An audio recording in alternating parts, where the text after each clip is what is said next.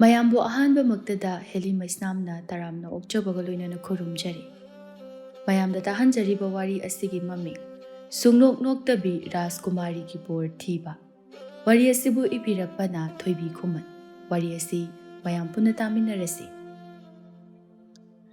ꯊꯥꯏꯅ ꯃꯃꯥꯡꯉꯩ ꯃꯇꯝ ꯑꯃꯗ ꯇꯝꯐꯥ ꯁꯅꯥ ꯀꯧꯕꯤ ꯅꯤꯡꯊꯧꯒꯤ ꯃꯆꯥꯅꯨꯄꯤ ꯑꯃ ꯂꯩꯔꯝꯃꯤ꯫ ꯃꯈꯣꯏꯒꯤ ꯂꯩꯕꯥꯛ ꯑꯁꯤ ꯑꯁꯨꯛꯀꯤ ꯃꯇꯤꯛ ꯆꯥꯎꯕꯗ ꯅꯠꯇꯅ ꯃꯇꯤꯛ ꯃꯒꯨꯟ ꯂꯩꯕ, ꯊꯪꯅꯕ ꯂꯩꯕꯥꯛꯁꯤꯡꯅ ꯀꯤꯅ ꯍꯪꯒꯣꯏꯅ ꯆꯠꯄ ꯂꯩꯕꯥꯛ ꯑꯃꯅꯤ꯫ ꯋꯥꯠꯇ ꯄꯥꯗꯕ ꯍꯥꯏꯕꯕꯨ ꯃꯍꯩ ꯃꯔꯣꯡ, ꯉꯥ ꯆꯥꯛ, ꯏꯁꯤꯡ ꯃꯥꯏꯁꯤꯡ, ꯁꯅꯥ ꯂꯨꯄꯥ ꯑꯃꯠꯇ ꯋꯥꯠꯇꯦ, ꯑꯗꯨꯛꯀꯤ ꯃꯇꯤꯛ ꯃꯔꯥꯡ ꯀꯥꯏꯅ ꯂꯩꯔꯝꯃꯤ꯫ ꯃꯆꯥ ꯏꯕꯦꯝꯃ ꯇꯝꯐꯥ ꯁꯅꯥꯒꯤ ꯀꯣꯅꯨꯡ ꯑꯗꯨꯁꯨ ꯊꯪꯅꯔꯤꯕ ꯀꯣꯅꯨꯡ ꯃꯌꯥꯝ ꯑꯗꯨꯗꯒꯤ ꯃꯈꯣꯏꯒꯤ ꯀꯣꯅꯨꯡ ꯑꯗꯨꯅ ꯏꯍꯦꯟ ꯍꯦꯟꯅ ꯐꯖꯩ꯫ ꯂꯩꯇꯦꯡ ꯈꯨꯗꯤꯡꯃꯛ ꯁꯅꯥ ꯂꯨꯄꯥ ꯉꯥꯛꯇꯒꯤꯅꯤ꯫ ꯑꯋꯥꯠꯄ ꯂꯩꯇ꯭ꯔꯕ ꯂꯩꯕꯥꯛ, ꯑꯋꯥꯠꯄ ꯂꯩꯇ꯭ꯔꯕ ꯀꯣꯅꯨꯡ ꯑꯁꯤꯗ ꯀꯔꯤꯒꯨꯝꯕ ꯑꯃꯗꯤ ꯑꯗꯨꯝ ꯋꯥꯠꯇꯨꯅꯇ ꯂꯩꯔꯤ꯫ ꯃꯆꯥ ꯏꯕꯦꯝꯃ ꯇꯝꯐꯥ ꯁꯅꯥꯒꯤ ꯑꯄꯣꯛꯄ ꯅꯤꯡꯊꯧ ꯑꯃꯗꯤ ꯃꯃꯥ ꯏꯕꯦꯝꯃꯒ ꯅꯣꯡꯃ ꯂꯩꯀꯣꯜꯗ ꯃꯊ꯭ꯋꯥꯏ ꯅꯨꯡꯉꯥꯏꯇꯅ ꯋꯥꯔꯤ ꯁꯥꯅꯔꯝꯃꯤ꯫ ꯅꯤꯡꯊꯧ ꯑꯗꯨꯅ ꯌꯥꯝꯅ ꯅꯨꯡꯉꯥꯏꯇꯅ,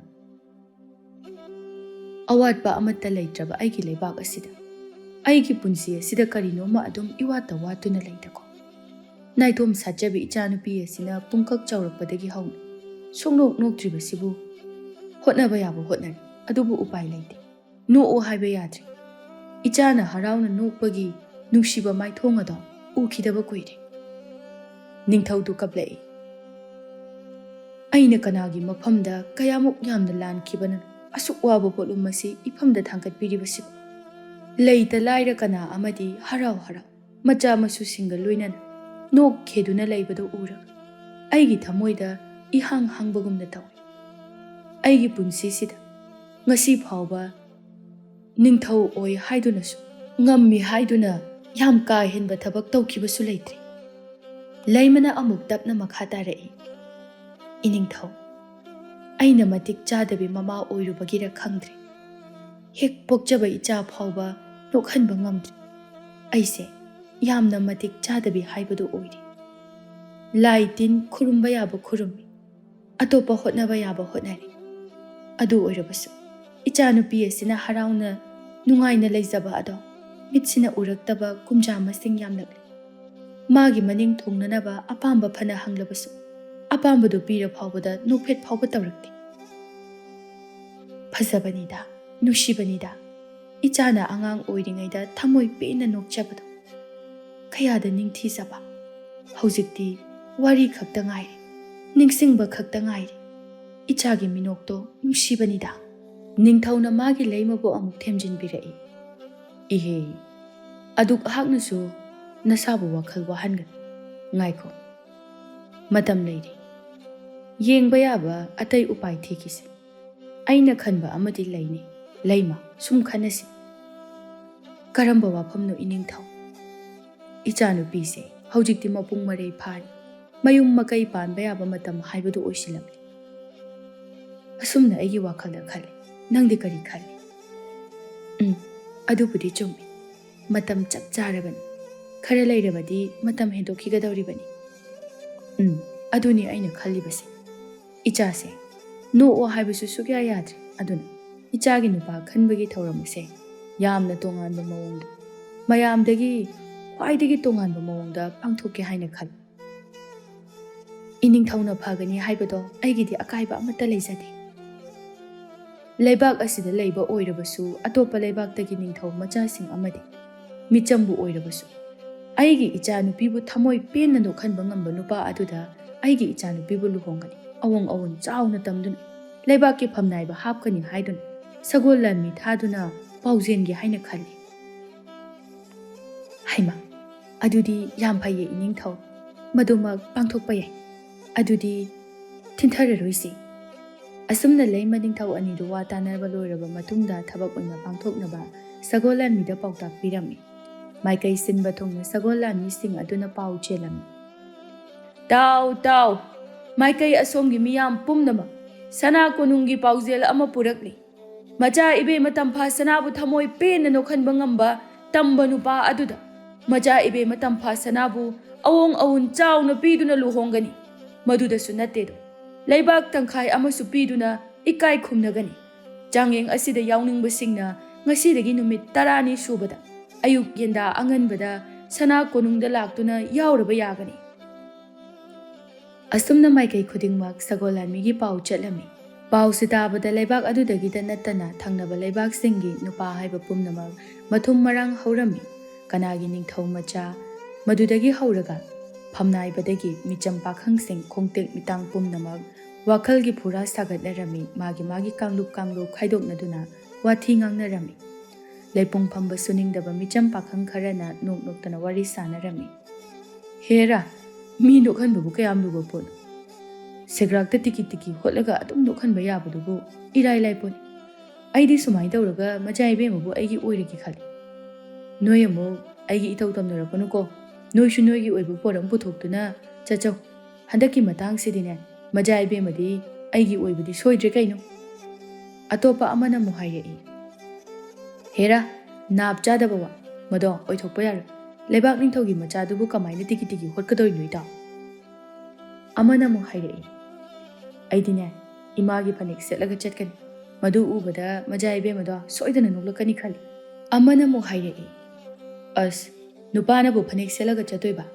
ꯑꯗꯨꯒ ꯃꯆꯥ ꯏꯕꯦꯝꯃꯅ ꯅꯣꯛꯂꯛꯇ꯭ꯔꯗꯤ ꯅꯪꯗꯤ ꯃꯤꯅ ꯉꯥꯡꯅꯕꯤꯕꯗ ꯂꯣꯏꯔꯅꯤ꯫ ꯁꯤꯅꯤꯡꯕ ꯑꯃ ꯐꯥꯎꯔꯅꯤ꯫ ꯑꯩꯗꯤꯅꯦ, ꯍꯋꯥꯏ ꯃꯪꯒꯜ ꯇꯞ ꯇꯥꯈꯩ ꯆꯥꯔꯒ ꯆꯠꯀꯅꯤ꯫ ꯑꯗꯨꯒꯅꯦ, ꯃꯆꯥ ꯏꯕꯦꯝꯃꯒꯤ ꯃꯃꯥꯡꯗ ꯅꯨꯡꯁꯤꯠ ꯈꯥꯏꯗꯣꯛꯎꯒꯦ꯫ ꯅꯨꯡꯁꯤꯠ ꯈꯥꯏꯗꯣꯛꯄꯁꯦ ꯃꯤꯅ ꯑꯗꯨꯝ ꯍꯦꯛꯇ ꯅꯣꯛꯅꯤꯡꯕꯅꯤ꯫ ꯑꯇꯣꯞꯄ ꯄꯥꯈꯪ ꯑꯃꯅ ꯑꯃꯨꯛ, ꯑꯁ ꯏꯇꯥꯎ, ꯌꯥꯔꯔꯣꯏ ꯏꯇꯥꯎꯒꯤꯗꯣ꯫ ꯅꯨꯡꯁꯤꯠ ꯈꯥꯏꯗꯣꯛꯄ ꯍꯥꯏꯕꯁꯦ ꯑꯩꯈꯣꯏꯅ ꯑꯄꯥꯝꯕ ꯃꯇꯝꯗ ꯈꯥꯏꯗꯣꯛꯀꯦ ꯍꯥꯏꯕꯁꯨ ꯍꯦꯛꯇ ꯌꯥꯗꯕꯅꯤ꯫ ꯈꯨꯗꯝ ꯑꯣꯏꯅ ꯍꯥꯏꯔꯕꯗ, ꯏꯇꯣꯝꯇ ꯂꯩꯔꯤꯉꯩꯗ ꯍꯣꯠꯅꯒꯦ ꯈꯟꯕꯗꯣ ꯁꯨꯛꯌꯥ ꯌꯥꯗꯕꯅꯤ꯫ ꯏꯁꯥꯅ ꯏꯕꯦꯝꯃꯒ ꯅꯨꯡꯁꯤ ꯋꯥꯔꯤ ꯁꯥꯔꯤꯉꯩꯒꯨꯝꯕ, ꯑꯗꯒꯤ ꯃꯤ ꯌꯥꯝꯅ ꯂꯩꯔꯒ ꯑꯗꯨꯝ ꯅꯨꯡꯁꯤꯠ ꯈꯥꯏꯔꯛꯑꯅꯤ꯫ ꯍꯌꯦꯡ ꯃꯆꯥ ꯏꯕꯦꯝꯃꯒꯤ ꯃꯃꯥꯡꯗ ꯅꯨꯡꯁꯤꯠ ꯈꯥꯏꯕꯒꯤ ꯃꯍꯨꯠꯇ ꯅꯨꯡꯁꯤꯠ ꯃꯌꯥꯝꯗꯣ ꯅꯕꯨꯛ ꯃꯅꯨꯡꯗ ꯒꯣꯔꯣꯡ ꯒꯣꯔꯣꯡ ꯈꯣꯡꯉꯒ ꯂꯦꯡꯈꯠꯂꯒ ꯂꯩꯖꯅꯤꯀꯣ꯫ ꯉꯁꯥꯏꯗꯒꯤ ꯃꯈꯣꯏ ꯃꯌꯥꯝꯅ ꯂꯧꯕꯨꯛ ꯃꯌꯥꯒꯤ ꯑꯇꯣꯡꯕ ꯂꯩꯄꯨꯡꯗꯨꯗ ꯐꯝꯂꯒ ꯁꯥꯟꯅꯔꯤꯕ ꯋꯥꯔꯤ ꯃꯌꯥꯝꯗꯨ ꯑꯗꯨꯋꯥꯏꯗ ꯊꯕꯛ ꯁꯨꯔꯝꯂꯤꯕ ꯑꯍꯜ ꯅꯨꯄꯤ ꯑꯃꯅ ꯍꯧꯕꯗꯒꯤ ꯇꯥꯔꯛꯄꯗ ꯇꯥꯕ ꯉꯝꯗ꯭ꯔ ꯃꯥꯜꯂꯦ꯫ ꯂꯩꯈꯣꯝ ꯑꯄꯦꯠꯄ ꯑꯗꯨ ꯈꯨꯕꯥꯝ ꯀꯣꯠꯂꯒ ꯂꯪꯉꯛꯏ꯫ ꯁꯥꯎꯅ ꯂꯥꯎꯔꯛꯏ꯫ ꯍꯩ, ꯅꯄꯥ ꯊꯣꯔꯥꯏ ꯃꯆꯥ ꯁꯥ, ꯇꯥꯅꯤꯡꯗꯦꯅꯦꯍꯦ, ꯆꯠꯈ꯭ꯔꯣ ꯆꯠꯂꯣ ꯑꯁ꯭ꯋꯥꯏꯗ꯫ ꯍꯦꯔꯥ, ꯋꯥꯊꯤ ꯋꯥꯔꯦꯞ, ꯅꯈꯣꯏ ꯑꯗꯨꯛ ꯌꯥꯝꯕꯕꯨ ꯑꯣꯏꯕ ꯌꯥꯕ ꯋꯥ ꯑꯃꯠꯇꯁꯨ ꯍꯥꯏꯌꯨꯗꯅ꯫ ꯆꯠꯈ꯭ꯔꯣ ꯆꯠꯂꯣ꯫ ꯃꯌꯥꯝꯗꯣ ꯀꯥꯏꯗꯨꯅ ꯆꯦꯟꯅꯈ꯭ꯔꯦ꯫ ꯍꯅꯨꯕꯤꯗꯨꯅ ꯃꯈꯥ ꯇꯥꯅ ꯉꯥꯡꯗꯨꯅ ꯂꯩꯍꯧꯏ꯫ ꯃꯆꯣꯛ ꯃꯄꯥꯛ ꯅꯥꯏꯗꯕꯁꯤꯡ ꯑꯁꯤꯗꯤ ꯀꯔꯤ ꯊꯣꯛꯑꯦꯅ ꯉꯥꯡꯖ ꯁꯥꯔꯤꯅꯣ ꯀꯇꯟꯁꯤꯡꯁꯤꯗꯤ?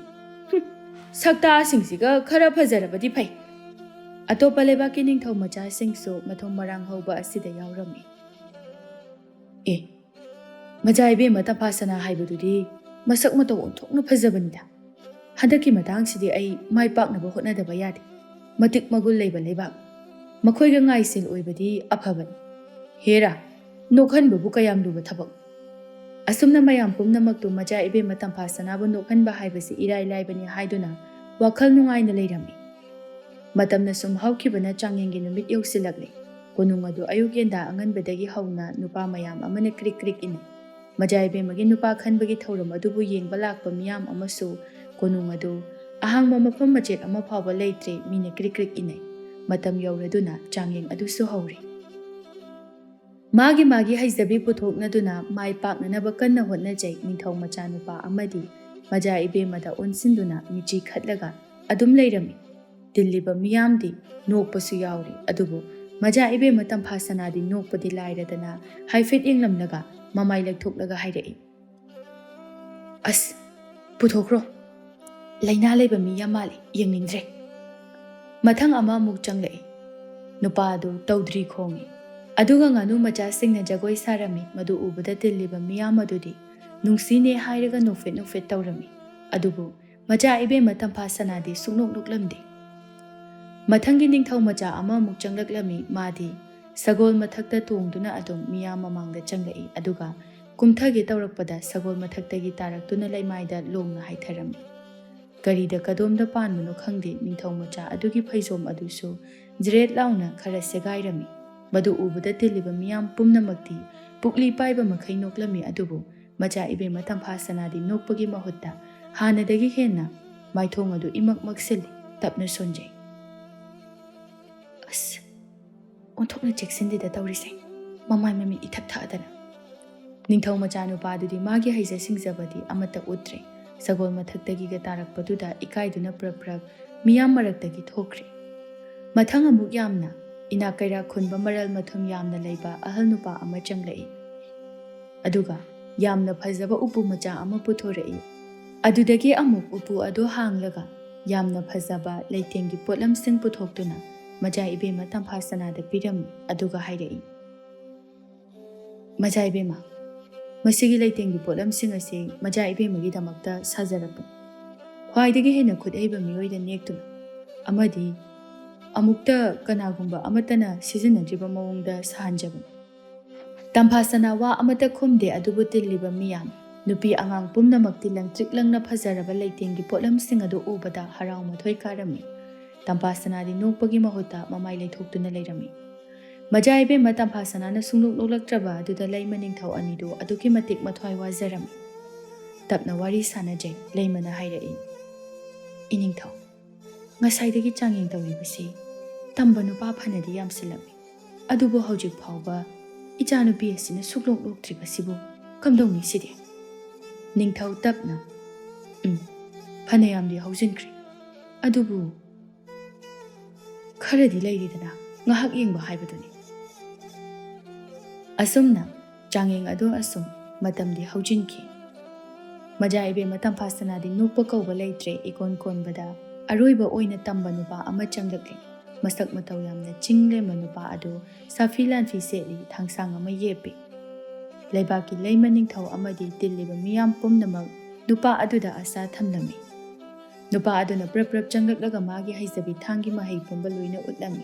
Chongbawo phanbawo sarit sarat loina utlami aduga pumloi loiraba matungda sor thabet holaduna hairei.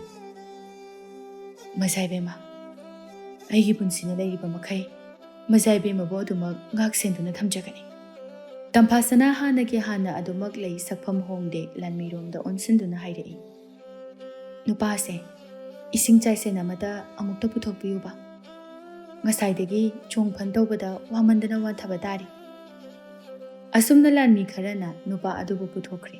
Majaibema tampasana aduk hakna pukjel pitpa thakha khangdabi thaksi khasi leitabi natte. Mayamna yamna nungsijabani.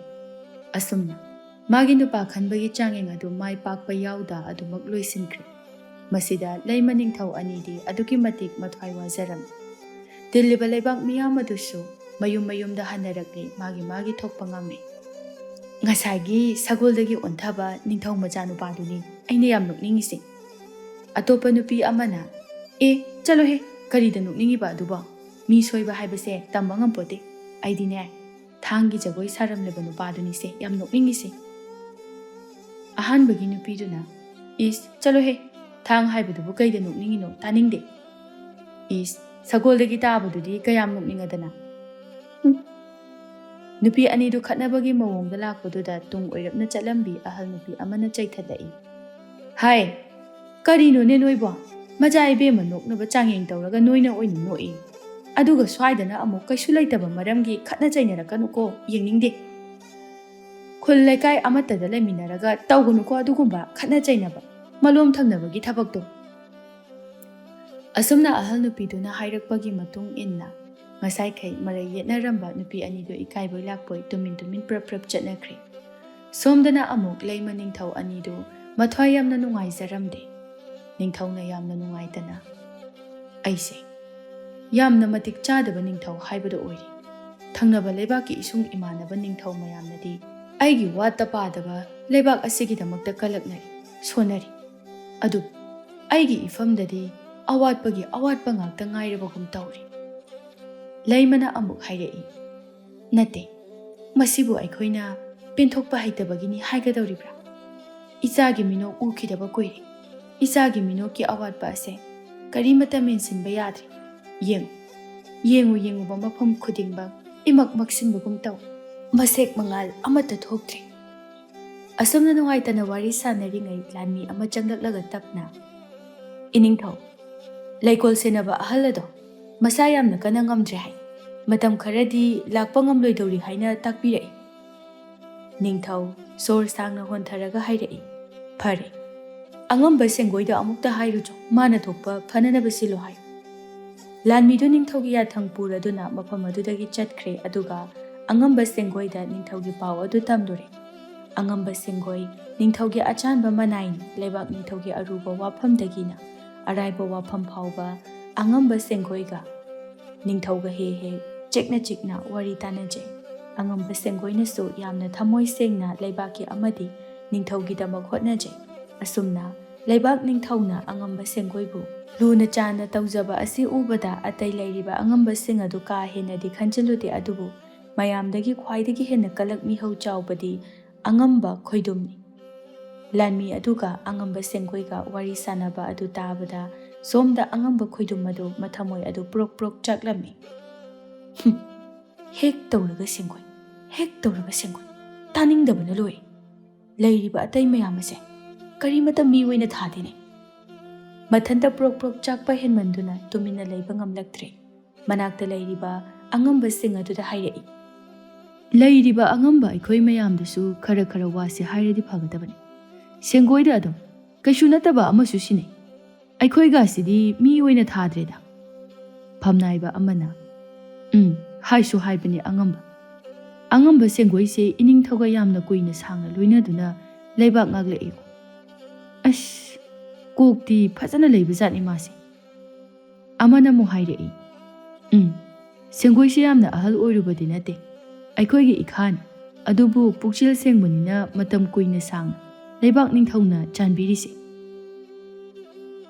ꯑꯇꯣꯞꯄ ꯑꯃꯅ ꯑꯃꯨꯛ ꯍꯥꯏꯔꯛꯏ, ꯑꯗꯨꯅꯤ ꯃꯕꯨꯛꯆꯦꯜ ꯁꯦꯡꯗꯕ ꯑꯉꯝꯕ ꯐꯅ ꯌꯥꯝꯅ ꯃꯤ ꯆꯩꯔꯥꯛ ꯐꯪꯗꯨꯅ ꯀꯩꯁꯨꯝ ꯁꯪꯗ ꯂꯩꯔꯤꯕꯅꯤ꯫ ꯁꯦꯡꯒꯣꯏꯅ ꯍꯣꯠꯅꯔꯤꯕꯁꯦ ꯂꯩꯕꯥꯛꯀꯤꯅꯤ꯫ ꯂꯩꯕꯥꯛ ꯑꯁꯤꯅ ꯑꯐꯕ ꯍꯥꯏꯕꯁꯦ ꯑꯩꯈꯣꯏꯒꯤꯁꯨ ꯌꯥꯎꯔꯤꯕꯅꯤ꯫ ꯊꯧꯁꯤꯜ ꯍꯩꯇꯕ ꯑꯩꯈꯣꯏꯅ ꯁꯤꯜꯂꯨꯔꯒ ꯂꯩꯕꯥꯛ ꯀꯥꯏꯒꯗꯧ ꯁꯔꯨꯛꯄꯨꯗꯤ ꯑꯍꯩꯕꯒꯤ ꯃꯇꯦꯡ ꯄꯥꯡꯕꯅ ꯐꯩꯗ꯫ ꯍꯣꯏꯅꯦ, ꯑꯗꯨꯅꯤ ꯏꯅꯤꯡꯊꯧꯅ ꯌꯥꯝꯅ ꯆꯥꯟꯕꯤ ꯍꯥꯏꯗꯨꯅꯁꯨ ꯁꯦꯡꯒꯣꯏꯁꯦ ꯅꯣꯡꯃꯇ ꯊꯛ ꯍꯥꯏꯒꯠꯄꯁꯨ ꯇꯧꯗꯦ꯫ ꯂꯩꯔꯤꯕ ꯃꯊꯛ ꯊꯣꯡꯕ ꯑꯉꯝ ꯑꯊꯧꯁꯤꯡ ꯑꯁꯤꯗ ꯑꯗꯨꯝ ꯊꯛꯁꯤ ꯈꯥꯁꯤ ꯀꯥꯏꯗꯅ ꯃꯔꯨ ꯂꯨꯛꯅ ꯆꯠꯂꯦ꯫ ꯅꯨꯡꯁꯤꯈ꯭ꯔꯦꯗ ꯑꯩꯗꯤ ꯑꯣꯟꯊꯣꯛꯅ꯫ ꯋꯥꯔꯤꯗꯣ ꯑꯃꯔꯣꯝꯗ ꯁꯨꯝ ꯆꯠꯈꯤꯕꯗꯨꯗ ꯑꯉꯝꯕ ꯈꯣꯏꯗꯨꯝꯅ ꯐꯩꯖꯤꯜꯂꯛꯏ,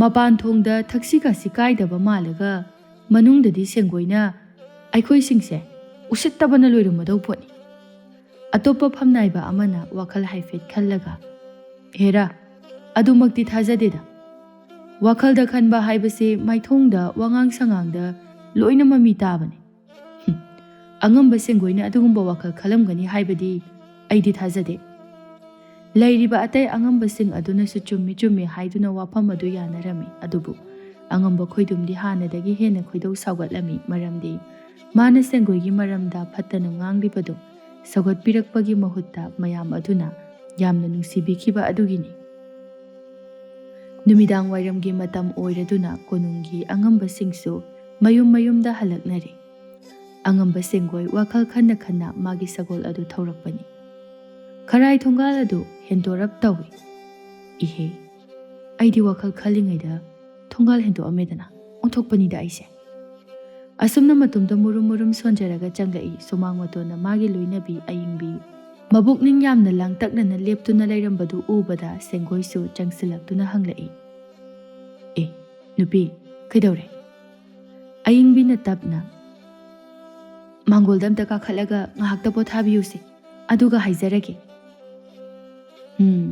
ꯀꯔꯤꯅꯣꯃꯗꯤ ꯌꯥꯝꯅ ꯍꯥꯏꯅꯤꯡꯕ ꯃꯥꯜꯂꯤ꯫ ꯑꯗꯨꯝ ꯍꯥꯏꯔꯛꯎꯅꯦ, ꯅꯪꯅ ꯂꯥꯡꯇꯛꯅꯕꯗꯨ ꯎꯕꯗ ꯑꯩꯅ ꯍꯦꯟꯅ ꯋꯥꯏꯅꯤ ꯅꯪꯕꯣ꯫ ꯑꯏꯪꯕꯤ ꯇꯞꯅ, ꯑꯣ, ꯀꯩꯁꯨ ꯅꯠꯇꯦꯗ, ꯑꯩꯅ ꯍꯧꯖꯤꯛ ꯋꯥꯏꯗꯣ ꯁꯤꯡ ꯃꯄꯨꯜ ꯑꯆꯧꯕꯁꯦ ꯄꯨꯔꯒ ꯆꯤꯡꯗꯒꯤ ꯀꯨꯝꯊꯔꯛꯄꯗ ꯈꯣꯡꯐꯝ ꯆꯥꯍꯧꯗꯗꯅ ꯇꯨꯁꯤꯟꯒꯦ ꯇꯧꯕꯗ ꯃꯩꯔꯥꯕꯗꯣ ꯍꯦꯛ ꯊꯦꯡꯅꯩ꯫ ꯑꯉꯥꯡꯗꯨꯅꯅꯦ ꯑꯩꯒꯤ ꯁꯤꯡꯕꯨꯜꯁꯦ ꯌꯨꯝ ꯇꯥꯅ ꯊꯤꯟꯕꯤꯔꯝꯃꯤ꯫ ꯃꯣꯏꯒꯤ ꯇꯥꯗꯗꯨꯁꯨ ꯌꯥꯝꯅ ꯀꯟꯅ ꯉꯝꯗꯦ ꯍꯥꯏ꯫ ꯑꯅꯥ ꯑꯌꯦꯛꯅꯦ ꯀꯔꯤꯅꯦ ꯃꯣꯏꯁꯨ ꯌꯥꯝꯅ ꯋꯥꯖꯕꯗꯨꯗ ꯑꯩꯅꯅꯦ ꯆꯦꯡ ꯆꯔꯥ ꯑꯃꯇ ꯄꯤꯁꯤꯔꯥ ꯈꯟꯕ, ꯑꯗꯨꯒꯤꯅꯤ꯫ ꯑꯗꯨꯒꯤꯕꯨ ꯀꯣꯛꯄꯤꯔꯨꯁꯨ ꯌꯥꯗ꯭ꯔꯣ? ꯑꯩꯅꯗꯤ ꯀꯨꯁꯤ ꯇꯧꯕ ꯍꯦꯛ ꯉꯝꯗꯦꯗꯣ, ꯑꯗꯨꯒꯤ ꯁꯨꯝ ꯍꯜꯂꯛꯄ ꯉꯥꯏꯖꯔꯝꯕꯅꯤ꯫ ꯍꯦꯔꯥ, ꯑꯗꯨꯒꯤꯕꯨ ꯃꯩꯔꯥꯕ ꯍꯥꯏꯕ ꯑꯉꯥꯡꯁꯦ ꯌꯨꯝꯒꯤ ꯂꯩꯇ ꯂꯥꯏꯔ ꯃꯌꯥꯝ ꯑꯁꯤꯅꯦ ꯑꯅꯥ ꯑꯌꯦꯛ ꯃꯌꯥꯝꯅꯦ ꯌꯥꯝꯅ ꯋꯥꯖꯔꯕꯅꯤ, ꯑꯗꯨꯕꯨ ꯑꯋꯥꯕ ꯃꯁꯛ ꯁꯨꯛꯎꯠ ꯎꯠꯇꯦ꯫ ꯑꯩꯅ ꯈꯜꯂꯤꯕꯁꯤ masi mangonda oine hekta hairasirani. Asumna murum murum solambadagi magi loinabi ayingbida amuk khangai hairei. Hai, tabra. Nangi chengjak to khara yamna prapra puthoro. Aikoi ani hojingma mairaba hoida chalusi. Aisu mangonda haigadaba wafam ama lei. Asumna hairamduna makhoi ani mairaba hoida laklame. Mairabagi yum yaurabada sengoi tablakna. Mairaba! Ho Mairaba! Nangbu leitabro! Mapanda amukta tholokune he. Mairaba kana oiraba zatno khanduna prap thoklai ingak ngakna. Angamba, kari thabake? Yani, somda lengkhatpiro. Sengoi amadi magi loinabi mangolda kakhalakle. Singbul pubirakpagi ngaihak harau harau wari sanarami. Aduga sengoina makha tarai. Aduga ibungo Mairaba wafam amataga haige khanbani aise. Hayengse aiga loinana konungda ngahakta chatminarusi. Mairaba ingak ngakna. Angamba, kari aruba maram laibagino. Angamba sengoi noklaga. Karisu aruba leiteda konunggi leikol senabagi miyoy ama watpa. Madugi thawgai ado ining thawna aingonda sinabirakle. Aduna aina nangbu konunggi leikol senabagi pham ado hapiragi haina khali. Maduginida. Mairaba harau manbuna mangla taibangla khangdre. Konunggi thabak ama phangba haibasi khara makhaidi kanaribanido. Hoi angamba. Asumna ngahak wari batai sanaraba matungda sengoi hoisu hankre. Mairaba matomta mathum marang hauze. Aibu mangla taibangla tawrishiba. Hayeng phawba ngaiba haibaduni. Ado konungni manungda karigumba ama tawba haibasi phadibai. Adubu ngasai aina indol ayingmina singbul purakpada mateng pangbibaduki aina oiza oithak launanabadi kaisu nate. Chumna sum indol ayingbigi mateng pangba khaktani. Nungaitadana pangba khaktani. Hoida, hayeng namu kari thoaba haibado. Hayeng ngaiba haibaduni. Mathangi numitki ayukni Mairabaga angamba sengoiga loinana konungda lakminari. Aduga konung yaurabada ningthauga ngahak wari sanari. Aduga Mairababu konunggi leikol senanabagi damakta mabu laushinbada ningthaunasu harauna yarami. Mairaba leikolda lakle madi haraubaga ngakpagana masa adu pumthuk thumbatle. Kainune tawrishiba. Aibu pukningse irang langida. Harauba kaisi sumai tawboire. Isasi nikpa ma yaureba. Aina nganglise leisingsina tabada nukningbana loiramani. Phari. Hojik thabak hekta haurage. Somdana majaibe matam phasana magi kada matomta wakhal khandana leirami. Karigino. Aina nukningba sukphaw phawdrisiba. Aduk hakna chilhau thirubagi wadi nati. Ipa ibungo amadi ima ibemana phawba. Asuk wana hotnaraba phawsida. Aina karigino. Thamoi nungdagi pena no haiba sukya yadrisiba. Tawbagidi lakliba makhoi singada. Tawshinaba namthak ngaktani. Aina nuknanabani haidana henjinna tawsinaba ngaktani. Aduna ai nukningba sukphaw phawdi. Aidi tasengna khandi khaludabani. Aibu nukhanba ngamba nupa thiraga luhongge kaisi. Nongmata phawba khaludi. Adubu handa. Ipa ibungoga ima ibemagana aigi nupa khanbagi thawrama mapangthokpasidagidi kainoma khalakli. Aibu thamoi pena nukhanba ngamba tamba nupada ai leiragi. Leikolda ngahakta chatlukigeda. Somda Mairaba matomta murum murum sonduna thabak tawri. Salan chakadaba nupa aina leikol sinabagi thabak tawdurisibo onthokna chanadau mandida. Aibu tohrisirani. Tanja aduda macha ibema tamphasana changdai. Ngaglap tawna yengnaga hanglai. Haima. Leikol sinaba ibududi laktrabaro. Ibungna anauba oigadoira. Mairaba ipa hek pakhali mapunsigi ahanba konungda chatpaga oire matik magul leikraba leibaki macha ibema tamphasana naga mitmangda leplaga wa hanglakpa adudadi masado gyan menama ita tadre. Mairaba sat khumlai. Hoi ima. Aidi ngasida anauba lakjabani. Nate. Hoi majai bema. Matam kuina nokludraba matungda maja ibema tampasana adu ngauraba yaton adu ulai. Ningthijarabi chinbalda momon minok tamlai aduga makha tarai. E kaino haisibo aibu ahal yam oirabo nakhoi maga chahilenga manarabro aibo. Mairaba maja ibema tampasana da satkhuru kullaga mamai adu non thaduna khurumduna hairai. Nati maja ibema nanai aidi aikhoigi yumda imaga pabaga aikhoi ahum khakta leijabani. Pabado kuire masa sonduna adum leiba. Imado aingonda pakhon yamna hai. Madugi hainabi oina hoi ima haibase adum hainakre. Nanai aigi leitonda paktuna laikre. Maja ibema tampasana nokpa lepte adum hairai. O maramokpa angang dana. Ado ibungdi khangam khiroi. Leikol asida karamba mafamda karamba machugi lei pambi thagani haibado ai haizage hek mityeng phamoiba mafamdadi khara ayingba machugi lei pambi se oina thabiyu yareda aibu khoyum lai sunati kayam kuina khurumaga leikige haibano asumna matam kuirabagi matungda maja ibema tampasana nandolakpa adudadi somda tan chanaruba haigatra leikolda wari sanariba adu leibak ningthau amadi leima anina hek urami leimadi tapna phamtharaga harauna yengjari ningthau aduna harau mandana mang tung yengdaba makai firing pring chongba makai harauze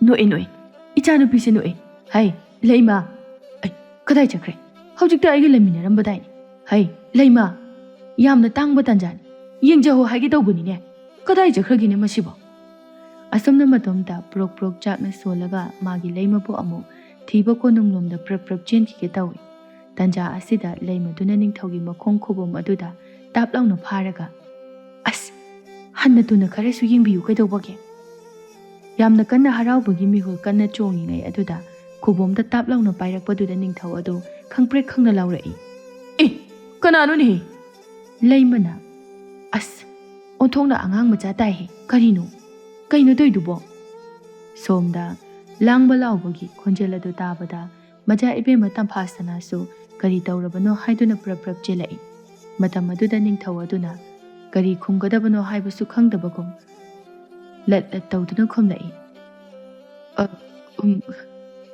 kaishu tawdida sidane tinkhak ama khutta pasiluba adugini maja ibema tampasana na as aidi pakhaluri kari tawrabano haidana mama ibema leimana amuk hairai ho angang macha oli kanna tin kang pha phadana sanari ngai hakari kari no khara ngangnaraba matungda mahai magi thokpa hanakre ningthau aduna angamba phamnaiba mayamda harau pau tamlami ningthau harauna angamba mayam pumnamakpu yamna nungaiba pau ama leirini hojik aina leikolda chatuba aduda ichanupi tampasana se leikol senanaba lakba anauba tamba nupa aduga harauna noktuna leiramle is wakhalse kai hadi nungaire hai nakhoi kana lei chalo hojingba leibaki yumthong khudingda athum ahau yenthoklu cho famnaiba atai du suyamna harau zarami adubu angamba khoidumna satlauna hairei iningthau wapamumda hangachageba hoi iningthau bu thajadabagi na chade matam kuirabagi matungda maja ibemana harauna momonok jabado aikoi su yengjani maduda sunate leibak miyamna su yengninglamgani mayam punna uba numit amadana hena pharoidra iningthau ningthau do wakhalama khalai hoine chummine ai khaktana ubadudi kanamtana khangtriko asuk tangma mikubase mi khare yamna ujaramlabadi phagadabani phare masigi leikol senabagi lakliba nupa macha ase ichamcham ma khaktana aigi ichanupi pukning pena no khanba ngamgani ai thase phare mayamna khangba ubagi matam ngaiba haibaduni asumna khaladuna tumin lairi athum ahau yelu cho haiki balanmi adusu khamde aduga atopa leibaki oiba matangda oina wa khanakre somda numidangi majaibe matam phasana du manai nupi amagal loinana magi kada wari saduna leirami tampasana nga saigi hoi ima haiba adu adum ningsingduna leirami Matomta nokfet tawraga manay nupida hairami. Aibu laibak miyam asina nupa thibagi noktribani hairamgadrane. Aidi nokningtabagi noktabani. Khangde asukuiba matamse nokningba sukphau phauride. Adubu ngasidi phauri nokthokri. Sibu aina raba. Manay nupi aduna Majaibe ma nokpa haibase thamoinungda penba phauraba matamda matomta chinbalda thokjarakadabani. Mapal thonggi tausinaba mawong matauda hekta yapote. Aduneba ado laikol senaba ipudo masakana ngamde haibanina ngasaigi laikol senaba anauba ibungdo hayingsu laktoi oiramgani ko. Manay nupido noklaga soidana lakani majaibe ma ipudo yamna kana ngamde hai. As majaibe magi wata sidi ipudo anaba supa phani ngamdo mandrebo. Tampasana noklaga adumakni aina khalise. Mathangi numitki ayukni mairaba masagi mathau masak khangna ngantana konungda lakjai. Laikolda changkhre masagi mathau pangthokle. Ngasai ayuk anganbadagi mairababu majaibe ma tampasana na ngaiduna lairi boire. Manay nupi aduna na son pikna majaibe ma tu lai. Tampasana nokfet tawjai aduga tapna lakti laedana. As khangdreda amuksu ikai ngarang khak thengnabada ngairi aigi wakhalsibu chummibro. As khangdreda majaibe ma aranba karisu leite. Se lai jar sida leizare changbiro sasat sum matam manghanduna matam haujin khinanabani. Ado warido lai thabadagi haugadabani. Luhongbagi warina hana hauruni ko. Tampasana noklaga as nangsidi asumna tampasana na chatkibado manay nupi aduna harauna nokfet tawna yengduna leijahawi. Kayadi kuire majaibe mana asumna nokpase ukhidaba. Pisak piklingai matamda natana matam mana bulaklabadi kanamdana thingba ngamde haibado hek chumida. Tunglomdagi leimana haima thoinua kaino nangdi natomta nokpet ka tawraga murum soliduna. Thoinu khangprek khangi mamai laithoraklaga imaibe ma kaisu nateda yengbiyudu majaibe mana harau nokjabasida sum aisu harau jarami bani. Leima nokfet tawraga aikhoigi awabase taibang semba mapuna ubiri. Somda laikolda mairaba laikol sit sengba kanna hotnari. Maduloraba matungda amuk lay pambising adu ising chairage haiduna hek onthorakpada majaibe ma tampasana adu chap leplaga leirambaduda khangprek khangi. Haima numidang athengbasu nate kaigino khangiduna. Mairaba khumde khara ikoi-koina leibaduda tampasana na hairei. Ibungsu maphamsida laabanina aikhoi ikoi-koina badu tawrusi. Ichamchamna adum wangangnasi. Laikolse aigini. Aduna hanagi ipudo leiringaidasu ipu aikhoi ani lei thaminai ising chaiminai. Hoi majaibe ma ngasai kai lakpasu khanghodi. Chap lepaga leirambaduda aidi khangprek khangbani. O phare adu oiredi aisu lei ising chairake. Majaibe ma yani ai loino honajage. Haima aisu ising chaiba pambagi isingse chaige tawbani. Majaibe ma wani horena mu aibu chairak phangdana tokani. Nanai aigi ithawni sidi ai honajage. Tampasana karimata khumde wakhalda khanjai. Phagigi wahai haibasu nate. Magi matau magi wangak ichamchambasi uraga chinbalde hekta momo noklibasibu sibu karigino. Tampasana tapna khumlai. Aisu lay thabase yam pamjaba adugini. Mairaba khumde ngaihak wakhal khalli. Ash migi matik makhul leikraba. Leibaksigi majaibe magi apambada aigumba kaisu leitaba amana ayetpa apanba piba haibase itik nateda. Hoi majaibe ma sida leiriba lei pambi mayam sidagi apamba khanbiro. Somda lei maningthau aniduna majaibe ma tampasana na leikolda hek changkhibaga kachin koya da lumlaga yengnanaba hotnaduna ta leirami. Marum amada murum soli anido leimana iningthau sumaina sum leikolda makhoi ani nokminnabadi kanamtana su uraroi leibak miyamna khangbodu natro aikhoina pamlibase ado kainomadi khanabadi phaida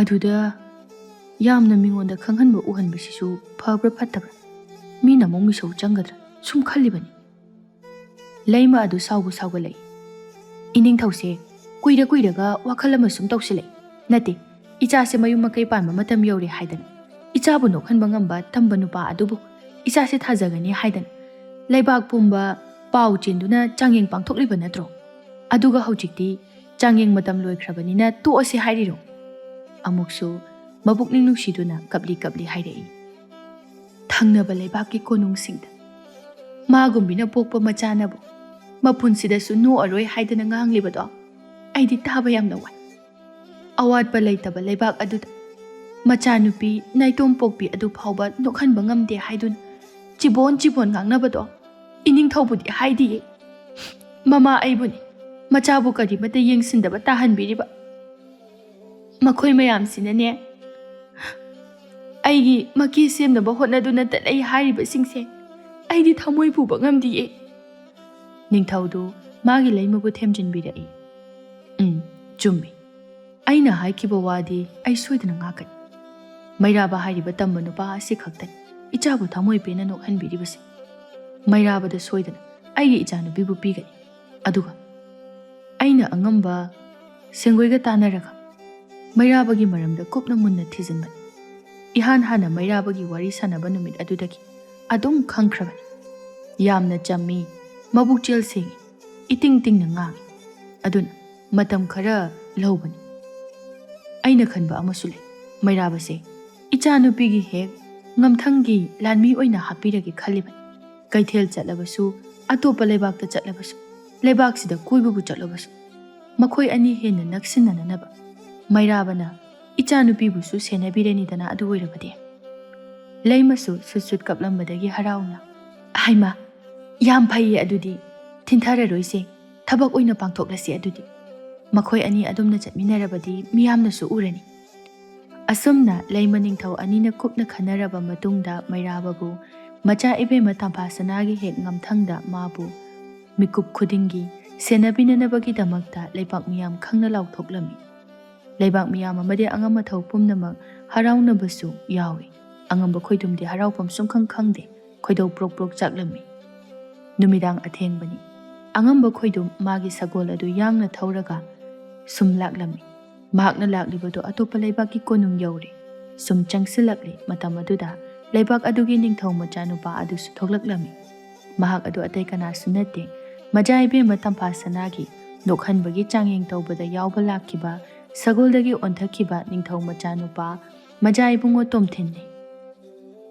tomthenna angamba khoidumda saurapna nungaiba pau purakpadi oiramoine aigi wafam machet ama phawba kangthokpa ngamde aduk nakna ningthauga loinaraga leiraga leibakki phamnaibasu oiraga angamba khoidum maru luktharaga adum leirami majaibungo tomthenna sauna khumo kari paunu pureise khoidum tapna majaibe matamphasanado leikol senaba nupa aduda soidana luhongdagani haiduna ining thawna chapchaba phirep lawduna laikhri majaibungogi wafam machet ama phawba hawdokchaba ngamdri yare taningdri madugi wado oiragadi tama anu aina ngasaina hairabani nungaiba paw oiramaroi haidan mithibongni nangdi nang aigi damakta kari matang amaroidro khoidum tapna matang ama icha chakidabani majaibungo tomthen sauna adumak hairei tampasanabu aigi taloi oiraga magi leibak tangkhai ama awunput oina phanglaga aigi leibak chauthokpa haibase aigi apambani lengdraba wasakni yamna thuna manungda chango asumna hairaga makoi ani prap changminakri ngasaidagi wari ta hauba thongak palani ani du wari sana hawi haisu haibani aikhogi majai bungo se thaksi kasi wangang sangang ase chungyaw hi yaujadi hojiki angambudu su phana ahal oi thawgolon amata yaudana hekta khonthok thui natro phana sauninglabasu madubu hongnabra haibanida atopalanmi aduna ꯑꯣ ꯍꯧꯅꯩꯌꯦ ꯃꯤꯗꯤ ꯑꯉꯝꯕꯅꯤ ꯇꯧꯒꯦꯗ ꯉꯝꯕ ꯑꯗꯨꯅꯅꯦ ꯊꯤꯅ ꯉꯥꯡꯕ ꯆꯩꯕ ꯀꯅꯥꯅꯕꯨ ꯀꯔꯤ ꯍꯥꯏꯔꯨꯅꯤ ꯍꯥꯏꯒꯦ ꯅꯠꯇꯦ ꯅꯍꯥꯟꯅ ꯃꯆꯥ ꯏꯕꯦꯝꯃ ꯇꯝꯐꯥꯁꯅꯥꯕꯨ ꯅꯣꯛꯍꯟꯕ ꯉꯝꯕ ꯇꯝꯕ ꯅꯨꯄꯥ ꯑꯗꯨꯗ ꯃꯆꯥ ꯏꯕꯦꯝꯃ ꯄꯤꯒꯅꯤ ꯍꯥꯏꯗꯅ ꯂꯥꯎꯊꯣꯛꯈꯤꯕꯗꯒꯤ ꯂꯩꯕꯥꯛ ꯀꯌꯥꯗꯒꯤ ꯅꯨꯄꯥ ꯀꯌꯥ ꯆꯥꯡꯌꯦꯡ ꯇꯧꯕ ꯃꯆꯥ ꯏꯕꯨꯡꯉꯣ ꯇꯣꯝꯊꯤꯟꯁꯨ ꯌꯥꯎꯔꯨꯔꯤ ꯑꯗꯨꯗ ꯅꯣꯛꯍꯟꯕꯗꯤ ꯉꯝꯗ꯭ꯔꯤ ꯃꯥꯏꯊꯤꯔꯦ ꯍꯥꯏꯕꯒ ꯆꯞ ꯃꯥꯟꯅꯗ꯭ꯔꯣ ꯁꯤꯗꯤ ꯀꯔꯤ ꯑꯍꯦꯟꯕ ꯑꯃꯨꯛ ꯇꯧꯒꯦ ꯈꯜꯂꯤꯕꯅꯣ ꯅꯝꯗꯅ ꯂꯥꯟ ꯇꯧꯔꯒ ꯂꯧꯒꯦ ꯈꯜꯂꯤꯕ ꯖꯥꯠꯂꯣ ꯑꯣꯏꯁꯨ ꯑꯣꯏꯔꯣꯏ ꯑꯇꯣꯞꯄ ꯂꯥꯟꯃꯤ ꯑꯗꯨꯅ ꯑꯃꯨꯛꯀ ꯍꯦꯟꯅ ꯅꯥꯁꯣꯟ ꯄꯤꯛꯅ ꯍꯥꯏꯔꯛꯏ ꯑꯩꯅ ꯇꯥꯕꯗꯗꯤ ꯃꯆꯥ ꯏꯕꯦꯝꯃ ꯇꯝꯐꯥꯁꯅꯥꯒꯤ ꯂꯩꯀꯣꯜ ꯁꯦꯟꯅꯕ ꯅꯨꯄꯥꯗꯣ ꯌꯥꯝꯅ ꯆꯝ ꯃꯕꯨꯛ ꯃꯄꯥꯎ ꯐꯩ ꯍꯥꯏ ꯃꯥꯒ ꯋꯥꯔꯤ ꯁꯥꯟꯅꯕꯗꯒꯤ ꯃꯆꯥ ꯏꯕꯦꯝꯃ ꯇꯝꯐꯥꯁꯅꯥꯗꯨ ꯅꯣꯛꯈ꯭ꯔꯦ ꯍꯥꯏꯅ ꯇꯥꯏ ꯑꯦ ꯑꯩꯗꯤ ꯇꯥꯗꯦꯅ ꯍꯩ ꯋꯥ ꯂꯥꯎꯕ ꯌꯥꯕ ꯋꯥꯐꯝ ꯅꯠꯇꯦꯀꯣ ꯂꯩꯕꯥꯛ ꯃꯤꯌꯥꯝꯅꯗꯤ ꯎꯗ꯭ꯔꯤꯕ ꯑꯗꯨꯒ ꯀꯣꯅꯨꯡꯒꯤ ꯑꯉꯝꯕ ꯊꯧꯅꯗꯤ ꯇꯣꯏꯅ ꯎꯔꯕ ꯑꯗꯨꯗꯁꯨ ꯅꯠꯇꯦ ꯃꯥꯕꯨ ꯅꯣꯛꯍꯟꯕ ꯉꯝꯕ ꯅꯨꯄꯥꯗ ꯂꯨꯍꯣꯡꯒꯅꯤ ꯍꯥꯏꯈꯤꯕꯗꯨꯁꯨ ꯑꯗꯨꯁꯨ ꯂꯩꯕꯅꯤꯅ ꯁꯣꯝꯗ ꯅꯣꯛꯍꯟꯕꯗꯤ ꯉꯝꯗꯕ ꯄꯥꯝꯗꯤ ꯄꯥꯝꯖꯕ ꯁꯛ ꯐꯖꯕ ꯑꯃꯅ ꯄ꯭ꯔꯣꯛ ꯄ꯭ꯔꯣꯛ ꯆꯥꯛꯇꯅ ꯏꯁꯧ ꯂꯥꯡꯉꯤꯁꯦ ꯑꯗꯨꯒꯤꯅꯤꯅꯦ ꯏꯁ ꯑꯩꯈꯣꯏꯒꯤ ꯃꯆꯥ ꯏꯕꯨꯡꯉꯣꯒꯤ ꯁꯛꯇꯥ ꯋꯥꯉꯥꯡ ꯁꯉꯥꯡ ꯑꯁꯤꯗꯕꯨ ꯀꯅꯥꯅ ꯅꯣꯛꯅꯤꯡꯗꯣꯏꯅꯣ ꯁꯟ ꯂꯥꯕꯅ ꯅꯣꯛꯄ ꯍꯦꯛ ꯃꯥꯜꯂꯗꯅ ꯑꯁ ꯇꯞꯅ ꯍꯥꯏꯕꯅꯤ ꯃꯤ ꯇꯥꯅꯤꯅꯦ ꯂꯥꯟꯃꯤ ꯑꯃꯅ ꯑꯃꯨꯛ ꯃꯁꯛ ꯑꯁꯦ ꯍꯦꯛ ꯅꯨꯡꯁꯤꯔꯛꯇꯕ ꯁꯣꯝꯗ ꯃꯩꯔꯥꯕꯗꯣ ꯃꯆꯥ ꯏꯕꯦꯝꯃ ꯇꯝꯐꯥꯁꯅꯥꯒꯤ ꯃꯤꯀꯨꯞ ꯈꯨꯗꯤꯡ ꯁꯦꯟꯅꯅꯕ ꯉꯝꯊꯪ ꯑꯣꯏꯅ ꯍꯥꯞꯈ꯭ꯔꯤ ꯇꯣꯏꯅꯒ ꯁꯨꯝ ꯎꯅꯔꯦ ꯃꯥꯁꯨ ꯃꯆꯥ ꯏꯕꯦꯝꯃꯗ ꯀꯣꯏꯕꯗꯤ ꯈꯔ ꯁꯨꯝ ꯐꯔꯛꯂꯦ ꯅꯣꯡꯃ ꯇꯝꯐꯥꯁꯅꯥ ꯂꯩꯕꯥꯛ ꯑꯗꯨꯒꯤ ꯀꯩꯊꯦꯜꯗ ꯃꯩꯔꯥꯕꯒ ꯂꯣꯏꯅꯅ ꯂꯥꯛꯂꯝꯃꯤ ꯀꯩꯊꯦꯜ ꯌꯧꯔꯝꯗꯥꯏꯅꯤ ꯂꯝꯍꯥꯡ ꯃꯇꯦꯛ ꯑꯃ ꯂꯩꯕ ꯂꯝꯕꯤꯒꯤ ꯅꯥꯀꯜꯗ ꯈꯔ ꯂꯥꯞꯇꯛꯅ ꯌꯥꯝꯅ ꯐꯖꯕ ꯎꯇꯥꯡꯕꯤ ꯃꯌꯥꯝ ꯑꯃ ꯑꯋꯥꯡꯕ ꯎꯊꯛꯇ ꯁꯥꯠꯇꯨꯅ ꯂꯩꯕꯗꯨ ꯇꯝꯐꯥꯁꯅꯥꯅ ꯍꯦꯛ ꯎꯔꯦ ꯇꯝꯐꯥꯁꯅꯥꯅ ꯃꯩꯔꯥꯕꯗ ꯍꯩꯃꯥ ꯏꯕꯨꯡ ꯑꯥꯗꯒꯤ ꯎꯇꯥꯡꯕꯤꯁꯦ ꯑꯩꯗꯤ ꯌꯥꯝ ꯄꯥꯝꯃꯨꯔꯦ ꯈꯤꯇ ꯍꯦꯛꯄꯤꯌꯨꯕ ꯅꯥꯆꯣꯝ ꯁꯦꯝꯒꯦ ꯍꯣꯏ ꯃꯆꯥ ꯏꯕꯦꯝꯃ ꯑꯁꯨꯝꯅ ꯍꯥꯏꯔꯒ ꯃꯩꯔꯥꯕ ꯎꯖꯥꯎ ꯑꯗꯨꯗ ꯀꯥꯈꯠꯂꯒ ꯎꯇꯥꯡꯕꯤꯁꯤꯡ ꯑꯗꯨ ꯍꯦꯛꯄ ꯍꯣꯠꯅꯔꯝꯃꯤ ꯇꯟꯖꯥ ꯑꯗꯨꯗ ꯊꯪꯅꯕ ꯂꯩꯕꯥꯛꯀꯤ ꯅꯤꯡꯊꯧ ꯃꯆꯥꯅꯨꯄꯥ ꯏꯕꯨꯡꯉꯣ ꯇꯣꯝꯊꯤꯟꯁꯨ ꯂꯝꯕꯤꯗꯨꯗ ꯍꯦꯛ ꯂꯥꯛꯂꯝꯃꯤ ꯑꯗꯨꯕꯨ ꯀꯔꯤꯁꯨ ꯈꯟꯖꯤꯜꯂꯨꯗꯦ ꯆꯨꯝꯅ ꯁꯨꯝ ꯂꯥꯛꯂꯤꯕꯣꯏ ꯈꯜꯂꯤ ꯇꯝꯐꯥꯁꯅꯥꯗꯤ ꯎꯇꯥꯡꯕꯤ ꯄꯥꯝꯕꯤ ꯑꯗꯣꯝꯗ ꯑꯗꯨꯝ ꯊꯋꯥꯏ ꯇꯥꯅ ꯌꯦꯡꯗꯨꯅ ꯂꯩꯔꯝꯃꯤ ꯇꯟꯖꯥ ꯆꯥꯔꯦ ꯃꯇꯣꯝꯇ ꯂꯩꯔꯝꯃꯤ ꯈꯟꯕꯒꯤ ꯃꯑꯣꯡꯗ ꯃꯆꯥ ꯏꯕꯨꯡꯉꯣ ꯇꯣꯝꯊꯤꯟꯅ ꯇꯝꯐꯥꯁꯅꯥꯗ ꯑꯦ ꯇꯝꯐꯥ ꯅꯪꯗꯤ ꯑꯩ ꯉꯥꯏꯔꯝꯃꯤ ꯅꯠꯇ꯭ꯔꯣ ꯑꯣꯟꯊꯣꯛꯅ ꯇꯥꯟ ꯆꯥꯔꯦꯗ ꯑꯆꯤꯛꯄ ꯃꯐꯝꯁꯤꯗ ꯑꯩꯁꯦ ꯀꯣꯅꯨꯡꯗ ꯂꯥꯛꯄꯅꯤ ꯑꯗꯣ ꯌꯧꯔꯔꯣꯏ ꯅꯪ ꯊꯦꯡꯅꯔꯕꯅꯤꯅ ꯑꯩꯒ ꯂꯣꯏꯅꯅ ꯆꯠꯂꯁꯦ ꯇꯝꯐꯥꯁꯅꯥꯒꯤ ꯈꯨꯗꯥꯡ ꯇꯥ ꯄꯥꯏꯒꯦ ꯇꯧꯏ ꯇꯝꯐꯥꯁꯅꯥ ꯁꯠ ꯂꯩꯊꯣꯛꯂꯒ ꯈꯣꯡꯐꯝ ꯈꯔ ꯄ꯭ꯔꯞ ꯍꯟꯇꯣꯛꯏ ꯇꯝꯐꯥꯁꯅꯥ ꯃꯤꯍꯨꯜꯒ ꯁ꯭ꯋꯥꯏ ꯂꯥꯎꯏ ꯈꯪꯍꯧꯗꯦ ꯇꯟꯖꯥ ꯑꯗꯨꯗ ꯎꯁꯥ ꯃꯆꯥ ꯑꯃ ꯃꯆꯥ ꯏꯕꯨꯡꯉꯣ ꯇꯣꯝꯊꯤꯟꯒꯤ ꯃꯃꯥꯏꯗ ꯁꯠ ꯂꯥꯎꯅ ꯄꯥꯏꯁꯤꯜꯂꯛꯂꯒ ꯊꯣꯝꯃꯤ ꯇꯣꯝꯊꯤꯟ ꯈꯪꯄ꯭ꯔꯦꯛ ꯈꯪꯉꯤ ꯑꯌꯣ ꯑꯁ ꯀꯩꯅꯣ ꯀꯅꯥꯅꯣ ꯀꯗꯣꯝꯗꯒꯤꯅꯣ ꯇꯝꯐꯥꯁꯅꯥꯁꯨ ꯏꯉꯛꯉꯛꯅ ꯀꯣꯏꯂꯩ ꯂꯩꯗꯨꯅ ꯌꯦꯡꯕꯗ ꯃꯩꯔꯥꯕꯗꯨ ꯎꯇꯥꯡꯕꯤꯁꯤꯡ ꯑꯗꯨ ꯍꯦꯛꯂꯒ ꯄꯨꯗꯨꯅ ꯌꯥꯝꯅ ꯆꯤꯡꯂꯦꯝꯅ ꯂꯥꯛꯄꯗꯨ ꯎꯔꯝꯃꯤ ꯇꯝꯐꯥꯁꯅꯥꯁꯨ ꯃꯩꯔꯥꯕꯒꯤ ꯃꯅꯥꯛꯇ ꯆꯪꯁꯤꯜꯂꯤ ꯃꯆꯥ ꯏꯕꯨꯡꯉꯣ ꯇꯣꯝꯊꯤꯟꯅ ꯁꯥꯎꯅ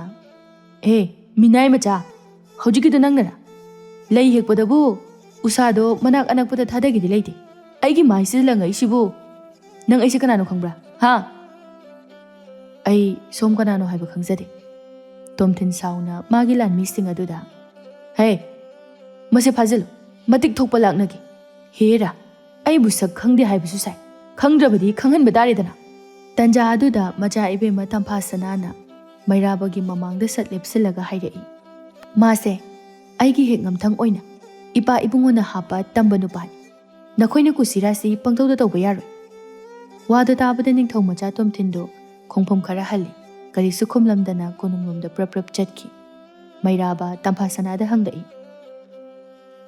ꯃꯆꯥ ꯏꯕꯦꯝꯃ ꯍꯧꯖꯤꯛꯄꯨ ꯀꯩꯊꯦꯜꯂꯣꯝꯗ ꯆꯠꯈꯤꯒꯗ꯭ꯔꯥ ꯅꯠꯇ꯭ꯔꯒ ꯀꯣꯅꯨꯡꯂꯣꯝꯗ ꯑꯣꯏꯅ ꯍꯜꯂꯗ꯭ꯔꯥ ꯇꯝꯐꯥꯁꯅꯥ ꯉꯁꯤꯗꯤ ꯁꯥꯎꯔꯞ ꯈꯨꯝꯂꯛꯏ ꯑꯩꯁꯦ ꯀꯩꯊꯦꯜꯗ ꯂꯥꯛꯏꯕꯅꯤ ꯀꯩꯊꯦꯜ ꯌꯧꯗꯅ ꯀꯔꯤꯒꯤ ꯀꯣꯅꯨꯡꯗ ꯍꯟꯗꯣꯏꯅꯣ ꯃꯩꯔꯥꯕ ꯉꯥꯏꯍꯥꯛ ꯈꯨꯝꯐꯝ ꯈꯪꯗ ꯇꯞꯅ ꯍꯣꯏ ꯃꯆꯥ ꯏꯕꯦꯝꯃ ꯑꯁꯨꯝꯅ ꯃꯈꯣꯏ ꯑꯅꯤ ꯂꯥꯛꯃꯤꯟꯅꯔꯕ ꯃꯇꯨꯡꯗ ꯇꯝꯐꯥꯁꯅꯥꯅ ꯏꯕꯨꯡꯗꯤ ꯀꯣꯅꯨꯡꯗ ꯂꯩꯀꯣꯜ ꯁꯦꯟꯅꯕ ꯑꯣꯏꯅ ꯂꯥꯛꯈꯤꯕꯅꯤ ꯑꯗꯨꯒ ꯁꯔꯤꯠ ꯁꯔꯥꯠꯄꯨ ꯌꯥꯝꯅ ꯍꯩꯔꯝꯃꯤꯅꯦ ꯑꯩꯗꯤ ꯏꯉꯛꯄꯨ ꯉꯛꯎꯔꯤ ꯌꯥꯝꯅ ꯈꯨꯠ ꯆꯨꯝꯅ ꯎꯁꯥꯗꯨꯕꯨ ꯊꯣꯔꯥꯏ ꯃꯆꯥꯗꯨꯒꯤ ꯃꯃꯥꯏ ꯌꯧꯅ ꯂꯪꯕꯤꯔꯛꯏ ꯅꯣꯛꯂꯒ ꯑꯃꯨꯛ ꯃꯈꯥ ꯇꯥꯔꯛꯏ ꯈꯪꯕꯨ ꯈꯪꯉꯨꯔꯦ ꯑꯩꯒꯁꯦ yamna nakna leppaduda aingonda palaboiga khaluri. Mairaba nokte yamna lemna adumak hairai. Ahanbada leikol senaba oina iningthongna khanbiri. Hojikna majaibe mabu senanaba amu iningthongna yathang pibiri. Aduna majaibe mabu tekta kaidaba haibase aigi ahanba lengraba ithongni. Tampasana noklaga yam thazadaba sumainaga hairamdo mandi leikol senaba oiringaidadi imonga moladana adugi sum haibanida. Matang matangi haibaduni majaibe ma aidi leikol senaba oina leijarambani. Kemta haizade haidunabu majaibe mabu phapunge na honarakpa matam aduda aina napi phoraga leiradi kainoba oiduisi. Tampasana thamoi pena nokcharai. Adadai he asumna majaibe ma tampasana na thamoi pena nokloktana lakpa adu kaithela lakpa miyam aduna su ure. Mayam adu karigino khangde makhoina hena haraukre. Somdana majaibu ngotom thena tampasana gi apokpa ningthauda wari thaidok thajin tawduna lirami. Iningthau aigi mitadi majaibe ma tampasana se angang machagum adum uraga leido. Nahawai angang oiringai matamda chin chongduna sanamina khibado adum ningsingdaga le. Maduda hojik aina lakpada lambida hek thengnei nungsidana phagi hek tawrambani. Manidi yamlana khankhra male. Magi ngamthang tamba nupa ama yawkhibadusu khut thage tawre. Kaishubudi saudida sum samthokjabani ko.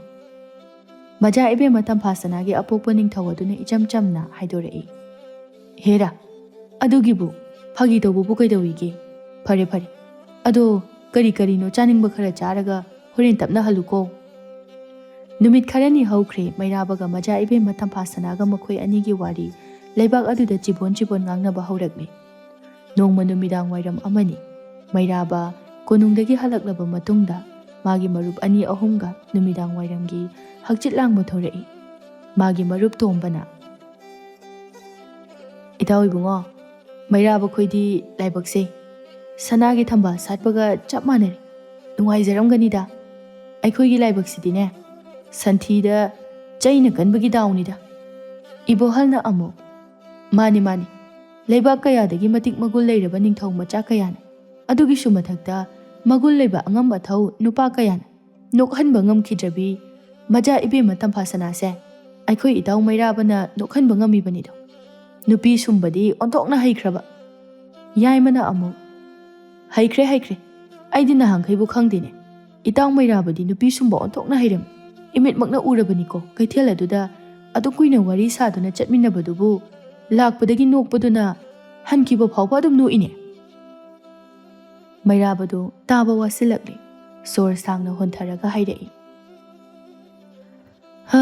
Yam taningdre ko noi loinamak khuningna thilakani asai chakhor ngahakta hakchilangi tawbusida humang oina ngandore chabeng chabeng. Tombana is kibu kireda itaw oinaga tinagadaba majaibe magi ngamthang oina leikhibadagi mi khudingmakse phuragida leirammeba. Yaimana adubudi majaibe mabu aikhoi itawgi taloi oina phangdorabanina kanam kidre haidunini tawrise. Mairaba taba wasilakle khumlai. As nate kaino minoi khali duba ai adugumba wakhal nongmada khandeko. Hoi majaibe mabu nokhanba ngamba tamba nupada majaibe mathajagani haidana changyingbudi pangthoki adubu kanamtana mai pakhidre adum loisinkhre. Adugi makha tabada kemta hainabasu leite atopa changying pangthoki khalambasu yai. Leibak ningthauna wakhaldo yam wangna sagatganu taningdeba aigidi ithawni iningthawna majaibe mabu senaba haidana yathang pibadagi ai ithawse pangthokjabani. Amuksu sor sangna hontharaga hairei. Aigumba kaishu leitaba amana makhoigumba matik mayai leibada phagi tawbagi makhoibu nokhanbagi itik leisade aidi icham chamna ngangjaba khaktani khangde majaibe mada hekta noi aise nokningba sak oirabra khangde.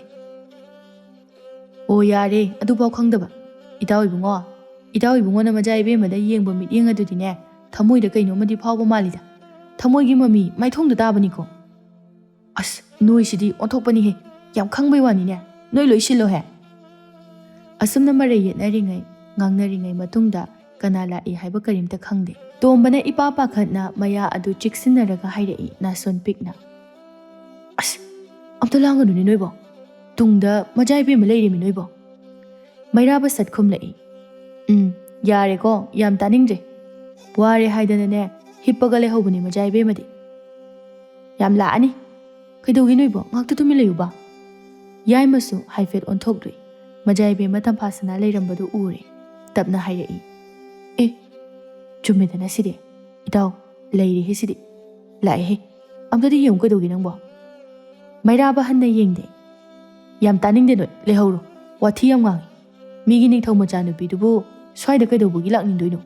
ꯂꯥꯛꯅꯤꯡꯉꯥꯏ ꯃꯔꯝꯁꯨ ꯂꯩꯇꯦ." ꯃꯥꯒꯤ ꯃꯔꯨꯞꯁꯤꯡ ꯑꯗꯨꯅ ꯐꯅ ꯀꯟꯅ ꯍꯥꯏꯔꯕꯁꯨ ꯃꯩꯔꯥꯕꯅ ꯁꯨꯛꯊꯥ ꯍꯦꯛ ꯊꯥꯖꯔꯝꯗꯦ꯫ ꯃꯃꯤꯠ ꯎꯏꯁꯤꯜꯂꯒ ꯃꯉꯛ ꯑꯗꯨ ꯍꯥꯏꯐꯦꯠ ꯊꯥꯡꯀꯠꯂꯞ ꯇꯧꯅ ꯆꯞ ꯂꯦꯞꯂꯒ ꯂꯤꯔꯤ ꯂꯤꯔꯤ ꯁꯤꯠꯄ ꯅꯥꯃꯤꯕ ꯃꯥꯂꯪꯕꯗ ꯍꯛꯆꯤꯠ ꯂꯥꯡꯗꯨꯅ ꯂꯩꯔꯝꯃꯤ꯫ ꯃꯥꯒꯤ ꯃꯔꯨꯞꯁꯤꯡ ꯑꯗꯨꯗꯤ ꯂꯥꯞꯅ ꯆꯠꯊꯣꯛꯇꯨꯅ ꯂꯩꯈ꯭ꯔꯦ꯫ ꯃꯆꯥ ꯏꯕꯦꯝꯃ ꯇꯝꯐꯥꯁꯅꯥꯗꯤ ꯃꯩꯔꯥꯕꯅ ꯍꯪꯆꯤꯠ ꯂꯥꯡꯗꯨꯅ ꯂꯩꯕꯗꯨꯗ ꯑꯌꯦꯠꯄ ꯄꯤꯅꯤꯡꯗꯗꯨꯅ ꯃꯩꯔꯥꯕꯅ ꯃꯤꯠ ꯄꯥꯡꯊꯣꯔꯛꯄ ꯉꯥꯏꯖꯔꯤ꯫ ꯃꯩꯔꯥꯕ ꯃꯤꯠꯇꯤ ꯄꯥꯡꯗ꯭ꯔꯤ ꯑꯗꯨꯕꯨ ꯇꯨꯃꯤꯟ ꯇꯨꯃꯤꯟ ꯂꯩꯈꯤꯕ ꯑꯁꯤꯗ ꯍꯥꯏꯔꯛꯏ, "ꯍꯣ, ꯁꯤ ꯑꯣꯏꯔꯗꯤ ꯐꯔꯦꯗꯅ, ꯈꯔ ꯏꯆꯤꯛ ꯆꯤꯛꯑꯦꯗꯅ. ꯀꯗꯥꯏꯗꯒꯤ ꯉꯥꯏꯍꯥꯛꯇ ꯍꯪꯆꯤꯠ ꯂꯥꯡꯒꯦ ꯇꯧꯕꯁꯤꯗꯅꯦ ꯅꯣꯏꯅ ꯑꯃꯨꯛ ꯄꯨꯡꯂꯥꯡ ꯂꯥꯡꯉꯤ. ꯀꯗꯥꯏꯗꯒꯤ ꯃꯆꯥ ꯏꯕꯦꯝꯃꯗꯤꯅꯦ ꯑꯩꯒꯨꯝꯕ ꯀꯩꯁꯨ ꯂꯩꯇꯕ ꯑꯃꯒ ꯃꯇꯤꯛ ꯃꯄꯥ ꯀꯩꯁꯨ ꯆꯥꯗꯦ. ꯅꯣꯡꯃꯇ ꯑꯗꯨꯒꯨꯝꯕ ꯈꯟꯕ ꯂꯩꯇꯦ. ꯑꯩꯗꯤꯅꯦ ꯑꯩꯒꯤ ꯏꯊꯧꯗꯣ ꯄꯥꯡꯊꯣꯛꯆꯕ ꯈꯛꯇꯅꯤ." ꯀꯩꯅꯣ? ꯀꯩꯝꯇꯒ ꯈꯨꯝꯗꯦꯅꯦ ꯅꯣꯏꯁꯦ. ꯐꯩ ꯐꯩ, ꯑꯗꯨꯃꯥꯏꯅ ꯈꯔꯁꯨ ꯇꯨꯃꯤꯟ ꯇꯨꯃꯤꯟ ꯂꯩꯌꯨꯗꯅ. ꯀꯗꯥꯏꯗꯒꯤ ꯅꯣꯏꯗꯤ ꯆꯕꯦꯡ ꯆꯕꯦꯡ." ꯑꯁꯨꯝꯅ ꯍꯥꯏꯔꯒ ꯉꯥꯏꯍꯥꯛ ꯂꯩꯔꯕ ꯃꯇꯨꯡꯗ ꯃꯃꯤꯠ ꯄꯥꯡꯊꯣꯔꯛꯂꯒ ꯀꯣꯏꯂꯩ ꯂꯩꯗꯨꯅ ꯌꯦꯡꯂꯛꯄꯗ ꯃꯆꯥ ꯏꯕꯦꯝꯃ ꯇꯝꯐꯥꯁꯅꯥꯗꯨ ꯃꯅꯥꯛꯇ ꯅꯣꯛꯐꯦꯠ ꯇꯧꯅ ꯂꯦꯞꯂꯒ ꯂꯩꯔꯝꯃꯤ꯫ ꯃꯩꯔꯥꯕ ꯈꯪꯄ꯭ꯔꯦꯛ ꯈꯪꯏ꯫ "ꯃꯆꯥ ꯏꯕꯦꯝꯃ, ꯀꯗꯣꯝꯗꯒꯤꯅꯣ ꯏꯊꯥ ꯊꯥꯖꯗꯅ?" ꯇꯝꯐꯥꯁꯅꯥ ꯅꯣꯛꯐꯦꯠ ꯇꯧꯔꯒ, "ꯉꯁꯥꯏ ꯄꯤꯍꯧꯒꯦ ꯇꯧꯕꯅꯤ, ꯀꯥꯎꯔꯦ. ꯁꯦ, ꯍꯌꯦꯡ ꯊꯪꯅꯕ ꯂꯩꯕꯥꯛꯀꯤ ꯅꯤꯡꯊꯧ ꯃꯌꯥꯝ, ꯑꯉꯝ ꯑꯊꯧ ꯃꯌꯥꯝ ꯑꯃꯒ ꯑꯆꯧꯕ ꯆꯥꯛꯂꯦꯟ ꯑꯃ ꯁꯤꯜꯂꯤ. ꯃꯁꯤꯗ ꯑꯩꯅ ꯄꯨꯖꯔꯛꯂꯤꯕ ꯐꯤꯖꯣꯜ ꯑꯁꯦ ꯁꯦꯠꯍꯟꯅꯤꯡꯗꯨꯅ ꯊꯤꯜꯂꯛꯄꯅꯤ. ꯏꯕꯨꯡꯒꯤ ꯐꯤꯖꯣꯜ ꯂꯩꯔꯝꯂꯣꯏ ꯍꯥꯏꯕꯒꯤ ꯅꯠꯇꯦ. ꯁꯨꯝ ꯑꯩꯅ ꯏꯆꯝ ꯆꯝꯅ ꯊꯤꯟꯖꯔꯛꯄꯅꯤ. ꯁꯤ ꯂꯧꯁꯤꯟꯕꯤꯌꯨ. ꯑꯗꯨꯒ ꯍꯌꯦꯡ ꯉꯟꯇꯥꯅ ꯂꯥꯛꯄꯤꯌꯨꯀꯣ." ꯃꯩꯔꯥꯕ ꯉꯥꯏꯍꯥꯛ ꯇꯨꯃꯤꯟꯅ ꯂꯩ ꯑꯗꯨꯒ ꯐꯤꯔꯣꯜ ꯑꯗꯨ ꯃꯆꯥ ꯏꯕꯦꯝꯃꯒꯤ ꯈꯨꯠꯇꯒꯤ ꯂꯧꯔꯦ꯫ "ꯍꯣꯏ ꯃꯆꯥ ꯏꯕꯦꯝꯃ. ꯑꯗꯣ ꯑꯩꯕꯨ ꯀꯣꯅꯨꯡ ꯐꯥꯎꯕ ꯑꯝꯇ ꯊꯤꯟꯕꯤꯌꯨ. ꯊꯦꯡꯈ꯭ꯔꯦ. ꯏꯕꯨꯡꯅ ꯍꯪꯆꯤꯠ ꯂꯥꯡꯕ ꯂꯣꯏꯕ ꯉꯥꯏꯕꯗ ꯂꯥꯟꯃꯤꯁꯨ ꯑꯝꯇ ꯌꯥꯎꯔꯛꯇꯦ. ꯏꯅꯥꯏ ꯅꯨꯄꯤꯒ ꯑꯩꯒ ꯈꯛꯇꯅꯤ." "ꯍꯣꯏ ꯃꯆꯥ ꯏꯕꯦꯝꯃ. ꯑꯩꯅ ꯍꯪꯆꯤꯠ ꯂꯥꯡꯉꯦ ꯍꯥꯏꯗꯨꯅꯕꯨ ꯑꯗꯨꯝ ꯀꯧꯕꯤꯔꯛꯄ ꯌꯥꯕꯗꯨꯕꯨ, ꯂꯣꯏꯕ ꯉꯥꯏꯗ꯭ꯔꯕꯁꯨ." "ꯍꯥꯏꯒꯨꯝꯂꯗꯅ ꯊꯦꯡꯖꯤꯜꯂꯛꯑꯦ. ꯆꯠꯂꯁꯤ ꯃꯆꯥ ꯏꯕꯦꯝꯃ." "ꯑꯗꯣ ꯐꯤꯔꯣꯜꯗꯣ ꯍꯥꯟꯅ ꯌꯨꯝꯗ ꯊꯅꯝꯕꯗꯤ ꯐꯅꯤꯀꯣ." ꯑꯁꯨꯝꯅ ꯃꯩꯔꯥꯕ ꯃꯌꯨꯝꯗ ꯄ꯭ꯔꯞ ꯄ꯭ꯔꯞ ꯂꯥꯛꯂꯝꯃꯤ꯫ ꯃꯥꯒꯤ ꯃꯔꯨꯞꯁꯤꯡ ꯑꯗꯨꯗꯤ ꯉꯁꯥꯏꯅ ꯆꯠꯈ꯭ꯔꯦ꯫ ꯃꯩꯔꯥꯕꯅ ꯃꯌꯨꯝꯗ ꯆꯪꯕꯗꯨꯗ ꯃꯆꯥ ꯏꯕꯦꯝꯃ ꯇꯝꯐꯥꯁꯅꯥꯁꯨ ꯑꯗꯨꯝ ꯏꯟꯅꯔꯛꯏ꯫ ꯁꯨꯃꯥꯡ ꯌꯧꯔꯕꯗ ꯃꯩꯔꯥꯕꯅ, "ꯃꯆꯥ ꯏꯕꯦꯝꯃ, ꯅꯅꯥꯏ ꯑꯩꯈꯣꯏꯒꯤꯗꯤ ꯅꯥꯇꯩ ꯆꯥꯕ ꯐꯤꯗꯥꯁꯨ ꯂꯩꯖꯗꯦ. ꯁꯤꯗ ꯉꯥꯛꯇ ꯐꯝꯕꯤꯔꯝꯃꯨ." ꯑꯁꯨꯝꯅ ꯐꯤꯗꯥ ꯑꯃ ꯄꯤꯔꯒ ꯃꯩꯔꯥꯕ ꯏꯃꯨꯡꯗ ꯄ꯭ꯔꯞ ꯄ꯭ꯔꯞ ꯆꯪꯈ꯭ꯔꯦ꯫ ꯁꯪꯒꯣꯏꯗ ꯂꯩꯔꯝꯕ ꯃꯩꯔꯥꯕꯒꯤ ꯑꯄꯣꯛꯄ ꯑꯄꯣꯛꯄꯤ ꯑꯗꯨ ꯍꯦꯛ ꯊꯣꯛꯂꯛꯏ꯫ ꯃꯩꯔꯥꯕꯒꯤ ꯑꯄꯣꯛꯄꯤꯅ ꯌꯥꯝꯅ ꯀꯤꯅ ꯍꯪꯒꯣꯏꯅ ꯅꯣꯛꯐꯦꯠ ꯇꯧꯔꯒ, "ꯃꯆꯥ ꯏꯕꯦꯝꯃ, ꯅꯅꯥꯏ ꯂꯥꯏꯔꯕ ꯑꯩꯈꯣꯏꯒꯤꯗ ꯂꯥꯛꯄꯁꯤꯗꯤ ꯀꯔꯤ ꯆꯥꯅꯤ ꯇꯧꯔꯤꯁꯤꯗꯤ? ꯐꯤꯗꯥꯁꯤꯁꯨ ꯑꯣꯟꯊꯣꯛꯅ ꯃꯇꯤꯛ ꯆꯥꯗ꯭ꯔꯦ. ꯀꯕꯣꯛ ꯈꯣꯏꯗꯨꯝ ꯁꯦꯝꯂꯝꯕꯅꯤ. ꯁꯤ ꯑꯣꯏꯅ ꯑꯃꯇꯪ." ꯇꯝꯐꯥꯁꯅꯥ ꯅꯣꯛꯂꯒ, "ꯍꯣꯏ ꯏꯃꯥ, ꯀꯕꯣꯛ ꯈꯣꯏꯗꯨꯝꯗꯤ ꯌꯥꯝ ꯍꯥꯎꯏ. ꯑꯩꯅꯁꯨ ꯌꯥꯝꯅ ꯄꯥꯝꯃꯤ. ꯑꯍꯨꯝ ꯆꯥꯒꯦ, ꯑꯃꯈꯛꯅꯗꯤ ꯀꯣꯟꯅꯔꯣꯏ." ꯃꯩꯔꯥꯕꯒꯤ ꯑꯄꯣꯛꯄꯤꯅ ꯍꯔꯥꯎꯅ ꯅꯣꯛꯂꯒ, "ꯍꯩꯃꯥ, ꯑꯁꯦꯡꯕꯒꯤꯔꯣ ꯍꯥꯏꯔꯤꯁꯤꯕꯣ? ꯃꯆꯥ ꯏꯕꯦꯝꯃ, ꯁꯣꯝꯗ ꯁꯪꯒꯣꯏꯗ ꯆꯪꯕꯤꯔꯛꯑꯣ ꯑꯗꯨꯗꯤ." ꯇꯝꯐꯥꯁꯅꯥꯅ ꯃꯩꯔꯥꯕꯒꯤ ꯑꯄꯣꯛꯄꯤ ꯑꯄꯣꯛꯄꯗ ꯑꯃꯨꯛ ꯇꯞꯅ ꯍꯪꯂꯛꯏ, "ꯕꯥꯕꯥ, ꯍꯛꯆꯥꯡ ꯉꯝꯗꯦ, ꯍꯧꯒꯠ ꯀꯥꯡꯈꯠꯄ ꯉꯝꯗꯦ ꯍꯥꯏꯕꯗꯨꯕꯨ ꯌꯥꯝꯅ ꯀꯜꯂꯝꯃꯦꯅ?" ꯃꯩꯔꯥꯕꯒꯤ ꯑꯄꯣꯛꯄꯅ ꯑꯃꯨꯛ, "ꯄꯨꯝꯅꯃꯛꯁꯦ ꯃꯆꯥ ꯏꯕꯦꯝꯃ ꯍꯣꯏꯒꯤ ꯊꯧꯖꯥꯜꯗꯒꯤꯅꯤ. ꯏꯆꯥ ꯅꯨꯄꯥ ꯑꯁꯤꯅ ꯀꯣꯅꯨꯡꯗ ꯃꯐꯝ ꯃꯆꯥ ꯑꯃ ꯐꯪꯖꯕꯗꯒꯤ ꯃꯥꯏꯕ ꯇꯥꯊꯣꯛ ꯇꯥꯁꯤꯟ ꯈꯔ ꯈꯨꯗꯣꯡ ꯆꯥꯖꯔꯦ." ꯇꯝꯐꯥꯁꯅꯥ ꯁꯠ ꯂꯥꯎꯅ ꯈꯨꯝꯂꯛꯏ, "ꯕꯥꯕꯥ, ꯑꯗꯨꯃꯥꯏꯅ ꯍꯥꯏꯕꯤꯒꯅꯨ. ꯑꯩꯁꯨ ꯅꯆꯥꯒꯨꯝꯕꯤꯅꯤ. ꯏꯕꯦꯝꯃ ꯍꯥꯏꯅ ꯑꯗꯨꯝ ꯀꯧꯕꯤꯌꯨ." ꯑꯁꯨꯝꯅ ꯃꯈꯣꯏ ꯉꯥꯏꯍꯥꯛ ꯑꯗꯨꯗ ꯋꯥꯔꯤ ꯁꯥꯟꯅ ꯁꯥꯟꯅꯗꯨꯅ ꯀꯕꯣꯛ ꯑꯗꯨ ꯆꯥꯕ ꯍꯧꯕꯗ ꯉꯥꯏꯔꯤ ꯃꯩꯔꯥꯕ ꯏꯃꯨꯡꯗꯒꯤ ꯄ꯭ꯔꯞ ꯄ꯭ꯔꯞ ꯊꯣꯛꯂꯛꯏ꯫ Sangoida kabok chariba tamphasanagi manakta prap prap changsilai. Ngaktak tawi majai bemadu phasanaga phamtharaga kaboka charaga leirambaduda mairaba tapna. Majai bema thengi haraga mo kabok charaga leiramisibo. Majai bema tamphasanana. Aine yamna pamjaba oibagini. Ngaiku kabok si kharaga chakigi kuirui. Ibungna thinbidoi sidi thengasu kemta kibide. Mairabagi apokpina. Hoine aduna phari. Bema chau chau. Mayam lairi konadrasu sembini. Mairaba prap prap mamagi manakta changsili. Nason pikna mamagi manakong manakta hairei. Kaino ima majai bema hayo. Chairak phungba tari. Mamana khumdringenda tamphasanana khumla inok fet tawraga. Aina ibemo oina kaubiyo haiba adugini. Ibong hana majai bema kauzarambani. Taridra khalaga tapna hairaga tarambaduda mairabadu ikai gumla kum tumina nonthaduna leirami. Mairabagi apokpina machanupada. Yamna thengbudi natrida. Nangnane konung yobo phawba amuk thinbirudoi natro. Hoima. Ima hoi babo hoigi yumse yamna chii. Leiba nungaigadaba yam mali. Mairabagi mamana noklaga. Sum panghingi-hingiba haibadunida majai bema. Konungda leibagumna mafam asidadi nungaiba yobo sat natida. As kaidaginoda ima konungdadi migi mi ngakta irang langi. Aidi kaya hainade.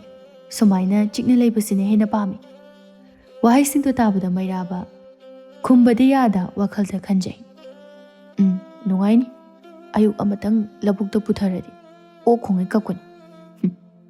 Leshabina yumdaga lakpasidi mihun chongi he.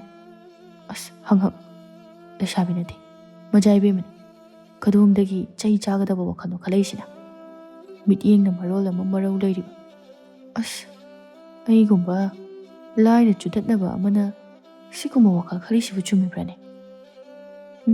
Yareda togi. Chairamda thong hek saradana. Asumna ngahak harau harau wari sanaramlaba matungda majai bema tamphasana manai nupi amadi mairaba kunung tamna lakli. Manai nupi adudi khara laptakna chali mairabana. Majai bema kaigino asuk thapasibu khongna lakpirisibo. Sagolda thinjagi hairabasu yabide.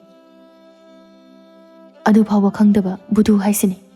Tamphasanana khara pendana haurab hairakpa adu manai nupidusu hektarure dogla ikhonjal kitang thokre mairabadu amuka henna ikaiba tari khanbadagi amuka henna khara lapna chatkre makhoi ani phasana wari sanajarasano haidana maja ibe matam phasanana khumlai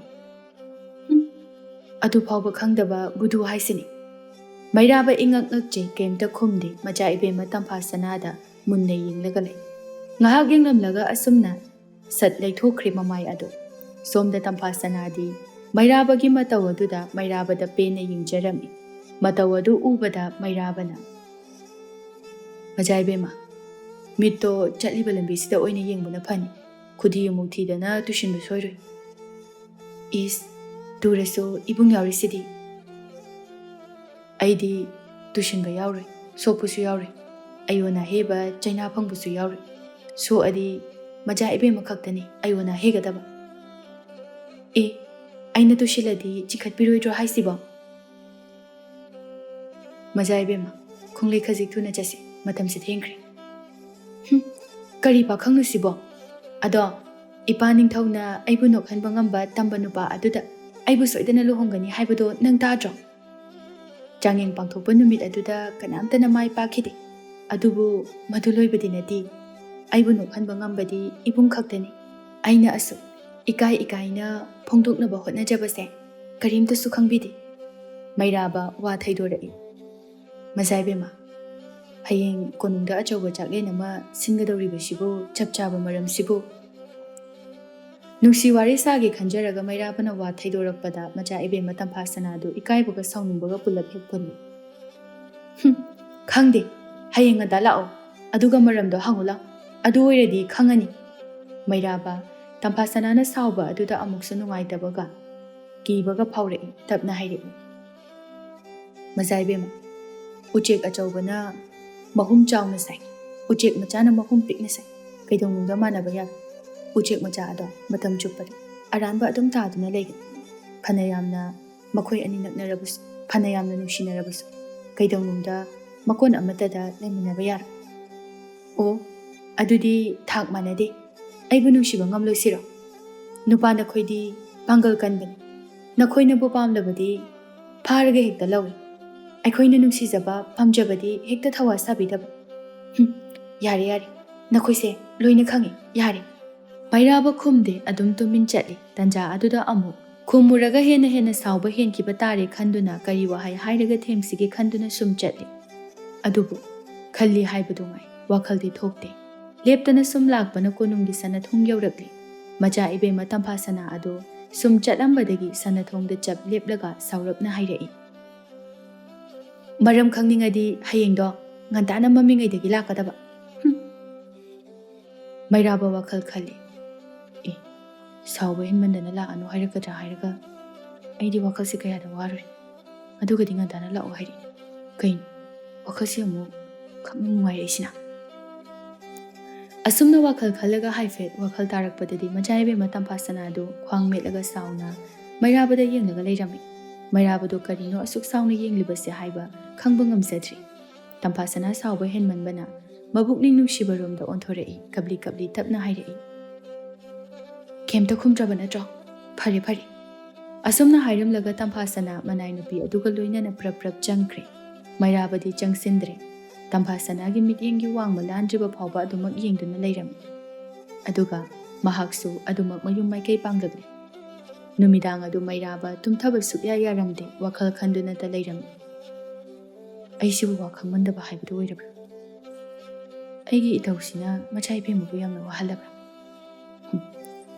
ꯅꯨꯄꯥ ꯊꯣꯛꯅ ꯅꯨꯡꯁꯤ ꯍꯥꯏꯔꯨꯔꯦ ꯃꯈꯣꯏꯗꯤ ꯑꯉꯝ ꯑꯊꯧꯅꯤ ꯑꯗꯨꯒꯤꯁꯨ ꯃꯊꯛꯇ ꯐꯖꯗꯦꯗ ꯑꯩꯒꯨꯝꯕ ꯂꯥꯏꯔ ꯆꯨꯗꯠꯅꯕ ꯑꯃꯅ ꯑꯣꯏꯖꯕ ꯊꯤꯕ ꯇꯥꯒ ꯃꯌꯥꯝꯒꯤ ꯃꯤꯠꯌꯦꯡꯗ ꯑꯩꯒꯤꯗꯤ ꯃꯆꯥ ꯏꯕꯦꯝꯃꯕꯨ ꯁꯦꯟꯅꯖꯕ ꯍꯥꯏꯕ ꯑꯁꯦ ꯑꯩꯒꯤ ꯏꯊꯧꯅꯤ ꯑꯗꯨ ꯑꯣꯏꯔꯁꯨ ꯉꯁꯥꯏ ꯃꯆꯥ ꯏꯕꯦꯝꯃꯅ ꯀꯞꯄꯒ ꯆꯠꯈꯤꯕꯗꯣ ꯑꯗꯨꯛꯅ ꯅꯨꯡꯉꯥꯏꯈꯤꯗ꯭ꯔꯦꯗ ꯅꯍꯥꯟꯈꯩꯗꯤ ꯑꯩꯅ ꯋꯥ ꯈꯤꯇꯪ ꯍꯦꯛ ꯉꯥꯡꯕꯒ ꯄꯪꯅꯣꯛꯇ ꯅꯣꯛꯑꯒ ꯂꯩꯖꯕꯅꯤ ꯉꯁꯤꯗꯤ ꯀꯞꯄꯒ ꯆꯪꯈ꯭ꯔꯦ ꯃꯊꯪꯒꯤ ꯅꯨꯃꯤꯠꯅꯤ ꯃꯩꯔꯥꯕ ꯃꯝꯂꯤꯉꯩꯗꯒꯤ ꯍꯧꯒꯠꯇꯨꯅ ꯀꯣꯅꯨꯡꯗ ꯆꯠꯅꯅꯕ ꯂꯣꯏꯁꯤꯟꯕ ꯍꯧꯔꯦ ꯅꯣꯡꯉꯥꯟꯕ ꯉꯥꯏꯕ ꯉꯝꯗ꯭ꯔꯦ ꯑꯄꯣꯛꯄꯤꯅ ꯍꯩꯃꯥ ꯏꯕꯨꯡꯉꯣ ꯀꯔꯤꯅꯣꯅꯦ ꯅꯪꯕꯣ ꯅꯣꯡ ꯉꯥꯟꯗ꯭ꯔꯤ ꯍꯥꯏꯃꯤ ꯍꯧꯖꯤꯛꯄꯨ ꯑꯁꯨꯛ ꯉꯟꯅ ꯅꯐꯤꯅꯔꯣ ꯂꯣꯏꯁꯤꯜꯂꯤꯗꯨꯕꯣ ꯏꯃꯥ ꯀꯣꯅꯨꯡꯗ ꯑꯆꯧꯕ ꯆꯥꯛꯂꯦꯟ ꯑꯃ ꯂꯩ ꯉꯁꯤꯁꯦ ꯃꯝꯂꯤꯉꯩꯗꯒꯤ ꯍꯧꯅ ꯁꯤꯜ ꯂꯥꯡꯒꯗꯕꯅꯤ ꯑꯗꯨꯒ ꯃꯝꯂꯤꯉꯩꯗ ꯂꯥꯛꯑꯣ ꯍꯥꯏꯔꯛꯑꯦ ꯑꯗꯨꯒꯤꯅꯤ ꯑꯁꯨꯝꯅ ꯍꯥꯏꯔꯝꯂꯒ ꯃꯩꯔꯥꯕ ꯄ꯭ꯔꯞ ꯀꯣꯅꯨꯡ ꯇꯝꯅ ꯂꯥꯛꯂꯝꯃꯤ ꯁꯣꯝꯗꯗꯤ ꯃꯆꯥ ꯏꯕꯦꯝꯃ ꯇꯝꯐꯥ ꯁꯅꯥ ꯑꯗꯨ ꯉꯔꯥꯡ ꯑꯍꯤꯡꯗꯒꯤ ꯁꯨꯡꯇꯨꯝ ꯇꯨꯝꯗꯕꯤꯗ ꯑꯗꯨꯝ ꯀꯞꯄꯒ ꯂꯩꯔꯤꯕ ꯖꯥꯠ ꯑꯣꯏꯔꯤ ꯅꯣꯡꯉꯥꯜꯂꯝꯗꯥꯏ ꯑꯗꯨꯗ ꯂꯩꯀꯣꯜꯗ ꯊꯣꯔꯛꯂꯒ ꯑꯃꯨꯛ ꯀꯞꯇꯨꯅ ꯂꯩꯔꯝꯃꯤ ꯃꯗꯨꯗ ꯃꯄꯥ ꯅꯤꯡꯊꯧ ꯃꯃꯥ ꯏꯕꯦꯝꯃ ꯑꯃꯗꯤ ꯃꯅꯥꯏ ꯅꯨꯄꯤ ꯃꯈꯣꯏ ꯑꯍꯨꯝ ꯆꯪꯗꯨꯅ ꯊꯦꯝꯕꯗ ꯃꯔꯝ ꯄꯨꯝꯕ ꯍꯥꯏꯗꯣꯔꯛꯂꯤ ꯃꯄꯥ ꯅꯤꯡꯊꯧꯅ ꯍꯥꯏꯔꯛꯏ ꯏꯄꯥꯒꯤ ꯏꯕꯦꯝꯃ ꯏꯆꯥꯒꯤ ꯃꯤꯠꯀꯤ ꯄꯤ ꯎꯕꯁꯦ ꯏꯄꯥꯕꯨ ꯀꯔꯝꯅ ꯌꯦꯡꯉꯨ ꯍꯥꯏꯕꯅꯤ ꯏꯆꯥꯕꯨ ꯀꯅꯥꯅ ꯍꯔꯥꯎ ꯃꯃꯣꯟ ꯃꯤꯅꯣꯛ ꯇꯝꯍꯜꯂꯤ ꯍꯥꯏꯕ ꯏꯄꯥꯁꯨ ꯈꯪꯏ ꯃꯇꯝ ꯈꯔ ꯈꯖꯤꯛ ꯉꯥꯏꯕꯒꯤ ꯋꯥꯅꯤ ꯑꯩꯒꯤ ꯏꯆꯥ ꯅꯨꯄꯤꯕꯨ ꯃꯃꯣꯟ ꯅꯣꯛꯍꯟꯕ ꯉꯝꯕ ꯃꯤꯗꯤ ꯈ꯭ꯋꯥꯏꯗꯒꯤ ꯑꯋꯥꯡꯕ ꯊꯥꯛꯀꯤ ꯃꯤꯑꯣꯏ ꯃꯩꯔꯥꯕꯗꯣ ꯉꯁꯤꯗꯤ ꯋꯥꯔꯤ ꯐꯖꯅ ꯁꯥꯟꯅꯒꯦ ꯃꯥꯒꯤ ꯊꯃꯣꯏꯗ ꯂꯩꯔꯤꯕ ꯆꯤꯡꯅꯕ ꯑꯗꯣ ꯑꯃꯨꯛꯇ ꯀꯣꯛꯍꯟꯗꯕ ꯌꯥꯗꯦ ꯑꯁꯨꯝꯅ ꯍꯥꯏꯅꯔꯤꯉꯩ ꯃꯩꯔꯥꯕꯁꯨ ꯀꯣꯅꯨꯡ ꯌꯧꯔꯗꯨꯅ ꯍꯦꯛ ꯆꯪꯂꯛꯏ ꯃꯗꯨ ꯎꯕꯗ ꯂꯩꯃ ꯏꯕꯦꯝꯃꯅ ꯍꯔꯥꯎꯖꯅ ꯍꯩꯃꯥ ꯍꯥꯏꯅꯔꯤꯉꯩꯁꯤꯗ ꯂꯥꯛꯄꯨ ꯂꯥꯛꯏꯅꯦꯍꯦ ꯏꯆꯥ ꯃꯩꯔꯥꯕꯁꯦ ꯑꯣꯟꯊꯣꯛꯅ ꯉꯟꯅ ꯂꯥꯛꯑꯦꯗ ꯃꯥꯗꯤ ꯃꯌꯥꯝꯗꯣ ꯑꯗꯨꯋꯥꯏꯗ ꯄꯨꯂꯞ ꯇꯥꯁꯤꯟꯗꯨꯅ ꯂꯩꯔꯝꯕ ꯑꯗꯨꯗ ꯃꯩꯔꯥꯕꯁꯨ ꯃꯌꯥꯝ ꯑꯗꯣꯝꯗ ꯆꯪꯁꯤꯜꯂꯛꯏ ꯀꯔꯤ ꯇꯧꯕ ꯌꯥꯎꯔꯕꯅꯣ ꯍꯥꯏꯗꯅ ꯅꯤꯡꯊꯧꯅ ꯃꯩꯔꯥꯕ ꯂꯥꯛꯑꯣ ꯂꯥꯛꯑꯣ ꯆꯪ ꯐꯔꯦ ꯉꯟꯇꯥꯅ ꯂꯥꯛꯄꯁꯦ ꯉꯁꯤꯗꯤꯅꯦ ꯅꯪꯒꯤ ꯅꯐꯝꯗ ꯍꯥꯏꯒꯗꯕ ꯁꯤꯟꯅꯒꯗꯕ ꯋꯥ ꯌꯥꯝꯅ ꯂꯩ ꯏꯆꯥꯅꯨꯄꯤ ꯇꯝꯐꯥ ꯁꯅꯥꯕꯨ ꯅꯣꯛꯍꯟꯕ ꯉꯝꯕ ꯇꯝꯕ ꯅꯨꯄꯥ ꯑꯗꯨꯗ ꯏꯆꯥꯕꯨ ꯄꯤꯗꯨꯅ ꯂꯨꯍꯣꯡꯒꯅꯤ ꯍꯥꯏꯈꯤꯕ ꯋꯥꯐꯝ ꯑꯗꯣ ꯆꯥꯡꯌꯦꯡ ꯅꯨꯃꯤꯠꯇꯨ ꯈꯛꯀꯤ ꯋꯥ ꯅꯠꯇꯦ ꯅꯨꯃꯤꯠ ꯑꯗꯨꯗ ꯃꯥꯏ ꯄꯥꯛꯄ ꯑꯃꯠꯇ ꯌꯥꯎꯈꯤꯗꯦ ꯑꯗꯨꯕꯨ ꯅꯪꯒ ꯍꯦꯛ ꯊꯦꯡꯅꯕ ꯂꯣꯏꯅꯔꯨꯕ ꯅꯨꯃꯤꯠ ꯑꯗꯨꯗꯒꯤ ꯑꯩꯒꯤ ꯏꯆꯥꯅꯨꯄꯤꯅ ꯍꯔꯥꯎꯅ ꯅꯣꯛꯆꯕꯁꯦ ꯑꯣꯏꯔꯛꯈꯤꯕꯅꯤ ꯑꯩꯒꯤ ꯏꯆꯥꯅꯨꯄꯤꯁꯦ ꯅꯪꯉꯣꯟꯗ ꯄꯤꯔꯕꯅꯤ ꯃꯩꯔꯥꯕ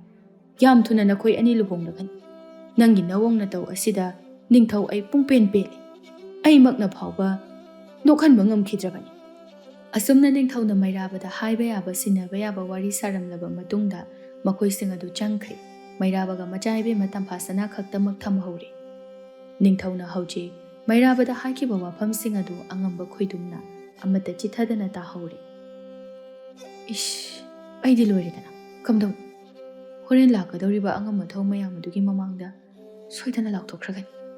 ꯑꯗꯨ ꯑꯣꯏꯔꯒꯗꯤ ꯃꯆꯥ ꯏꯕꯨꯡꯉꯣ ꯇꯣꯝꯊꯤꯟꯅ ꯑꯩꯕꯨ ꯁꯣꯏꯗꯅ ꯆꯩꯔꯥꯛ ꯄꯤꯕ ꯇꯥꯔꯦ. ꯃꯥ ꯍꯦꯛ ꯂꯥꯛꯄꯒ ꯄꯥꯎꯁꯦ ꯃꯉꯣꯟꯗ ꯇꯝꯂꯒꯦ. ꯑꯩꯅꯗꯤ ꯀꯔꯤ ꯇꯧꯕ ꯉꯝꯂꯣꯏ.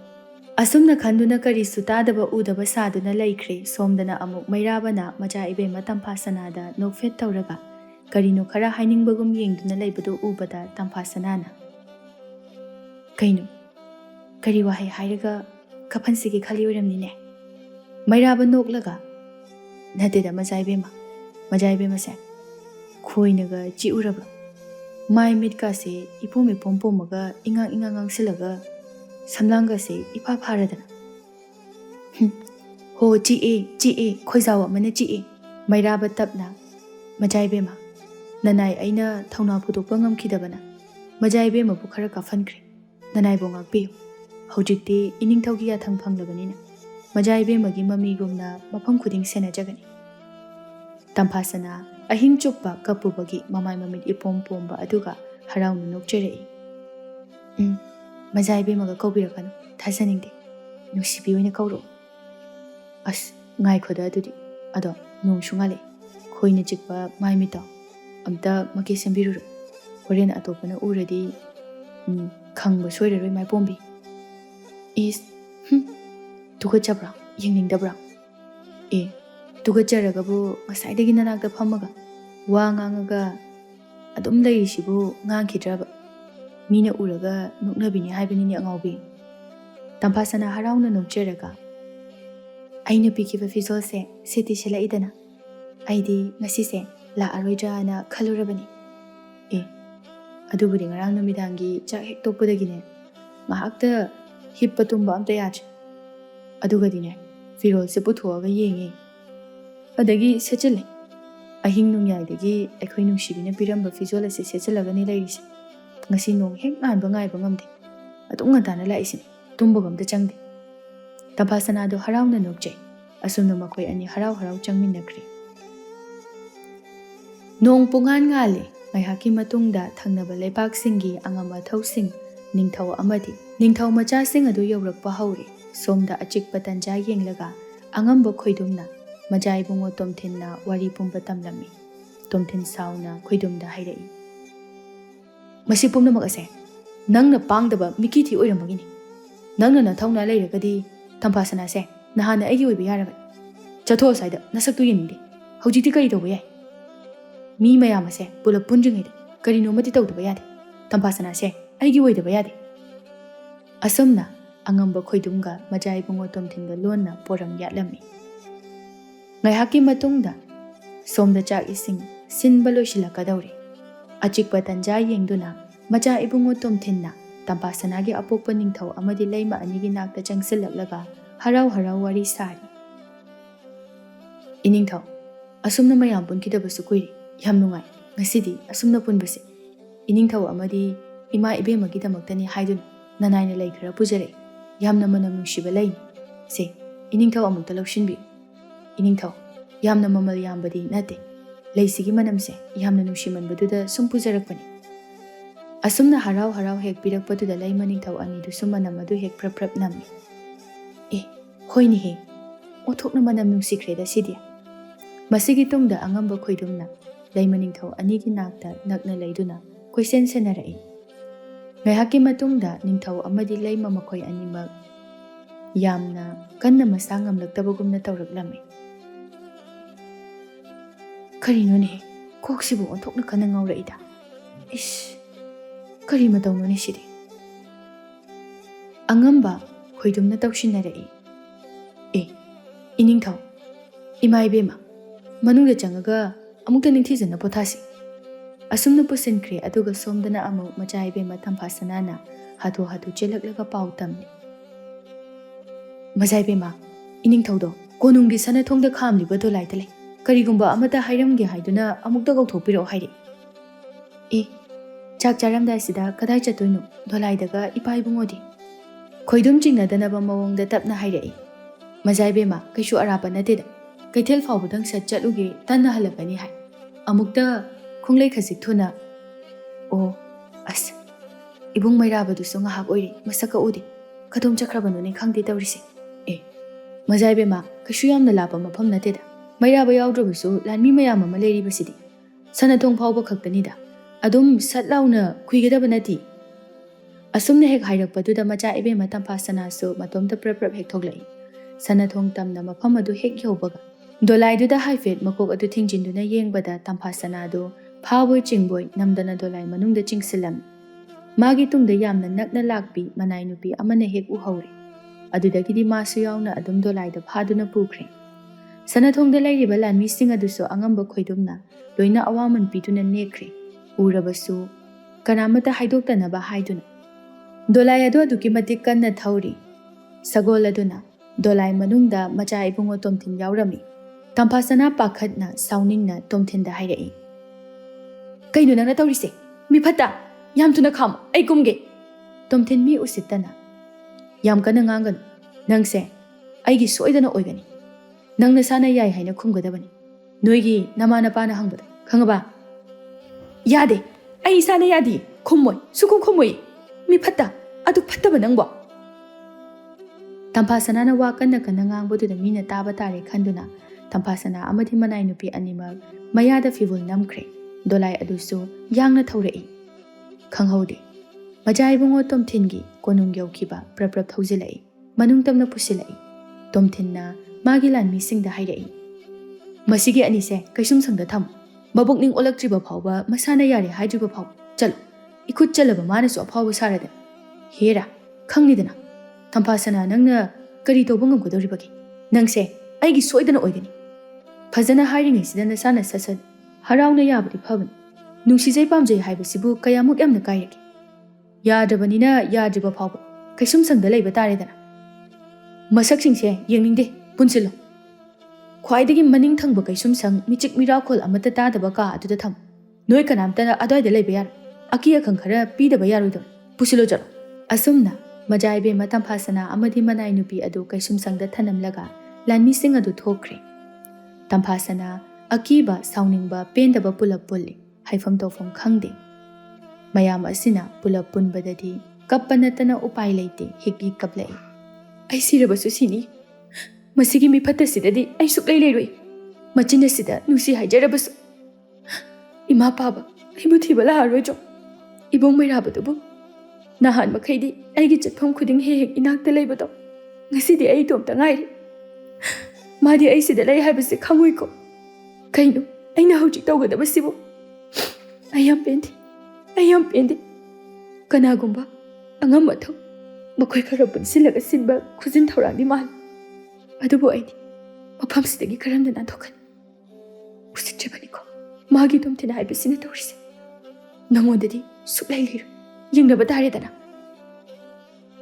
ꯏꯕꯨꯡ ꯃꯩꯔꯥꯕꯒ ꯑꯩꯒ ꯂꯨꯍꯣꯡꯕ ꯏꯄꯥ ꯅꯤꯡꯊꯧꯅꯁꯨ ꯑꯌꯥꯕ ꯄꯤꯔꯕꯅꯤ ꯑꯩꯕꯨ ꯑꯃꯝꯕ ꯃꯔꯛꯁꯤꯗ ꯑꯗꯨꯝ ꯂꯣꯏꯈꯤꯕ ꯇꯥꯔꯕ꯭ꯔꯥ ꯃꯅꯥꯏ ꯅꯨꯄꯤꯗꯨꯅ ꯇꯞꯅ ꯃꯆꯥ ꯏꯕꯦꯝꯃ ꯇꯝꯐꯥ ꯁꯅꯥꯅ ꯅꯪ ꯀꯅꯥꯅꯣ ꯀꯣꯅꯨꯡꯗ ꯑꯃꯨꯛꯇꯁꯨ ꯎꯈꯤꯗ꯭ꯔꯤ ꯑꯩꯗꯤ ꯇꯝꯐꯥ ꯁꯅꯥ ꯃꯕꯨꯛꯅꯤꯡ ꯑꯗꯨ ꯌꯥꯝꯅ ꯂꯩꯇꯥꯖꯔꯝꯗꯦ ꯀꯞꯅ ꯀꯞꯅ ꯍꯥꯏꯔꯛꯏ ꯏꯕꯨꯡ ꯃꯩꯔꯥꯕꯗꯣ ꯆꯠꯂꯝꯗꯥꯏꯗꯁꯨ ꯎꯔꯝꯗꯦ ꯉꯁꯥꯏ ꯑꯌꯨꯛ ꯂꯩꯀꯣꯜꯗ ꯅꯣꯛꯅ ꯋꯥꯔꯤ ꯁꯥꯟꯅꯈꯤꯕꯗꯣ ꯑꯗꯨꯅ ꯑꯔꯣꯏꯕ ꯑꯣꯏꯈ꯭ꯔ ꯃꯥꯜꯂꯦꯀꯣ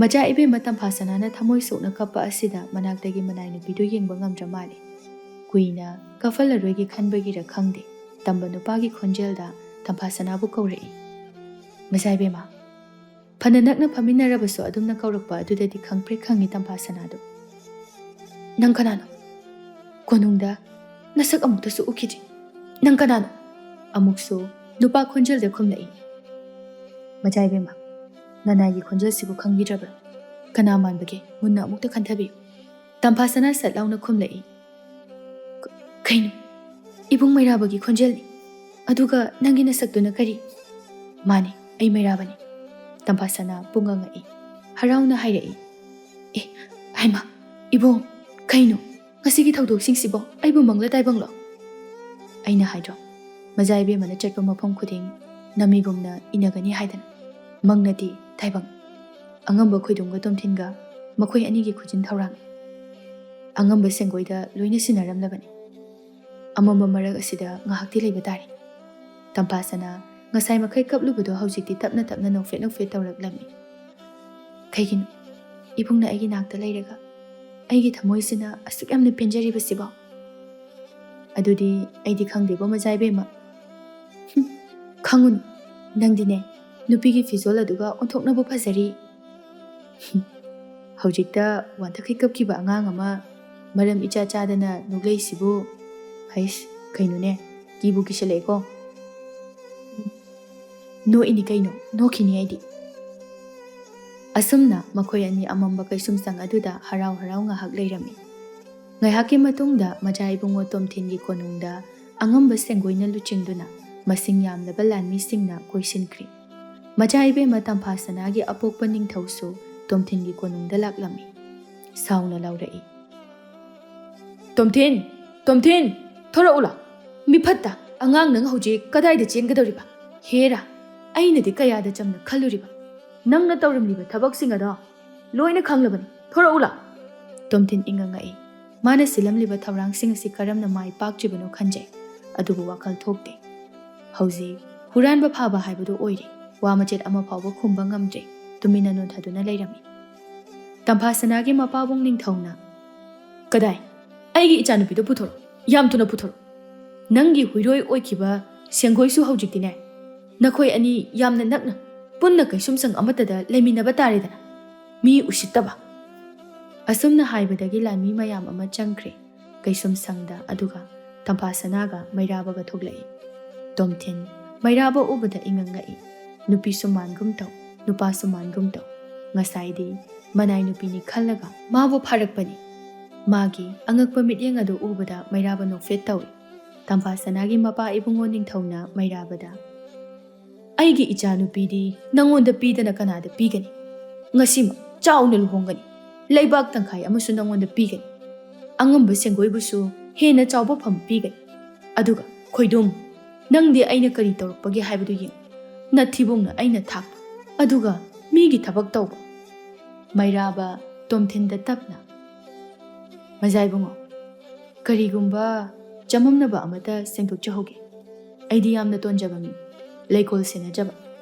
adubu athotpa leirang singado senabadi araiba oidi mikup khuding cheksin bayamna mathautai majaibungona angamba senggoigane sinkiba poram khudingma aina amata chithadana tahau maduna ngasi majaibungona maithiribas tamphasanagi mapa ibungon ningthauna mairabada tapna hairai mairaba law chasi asigumba huran bisiga onsinaraga majaibungo kobada matik chade law lanmisa huran bisingase aigi leibak tamna khonggoina duna puro asumna mairabaga tamphasanaga do leibak pungjau thenduna luhongkhre mairababu tamphasanagi mapa ibungo ningthauna leibak ngakpagi akupa poram pomit pumnamak takpiduna matik chaba ningthau oiki amadi tamphasana manem makhu amadi mapuroibaga nungaina leiki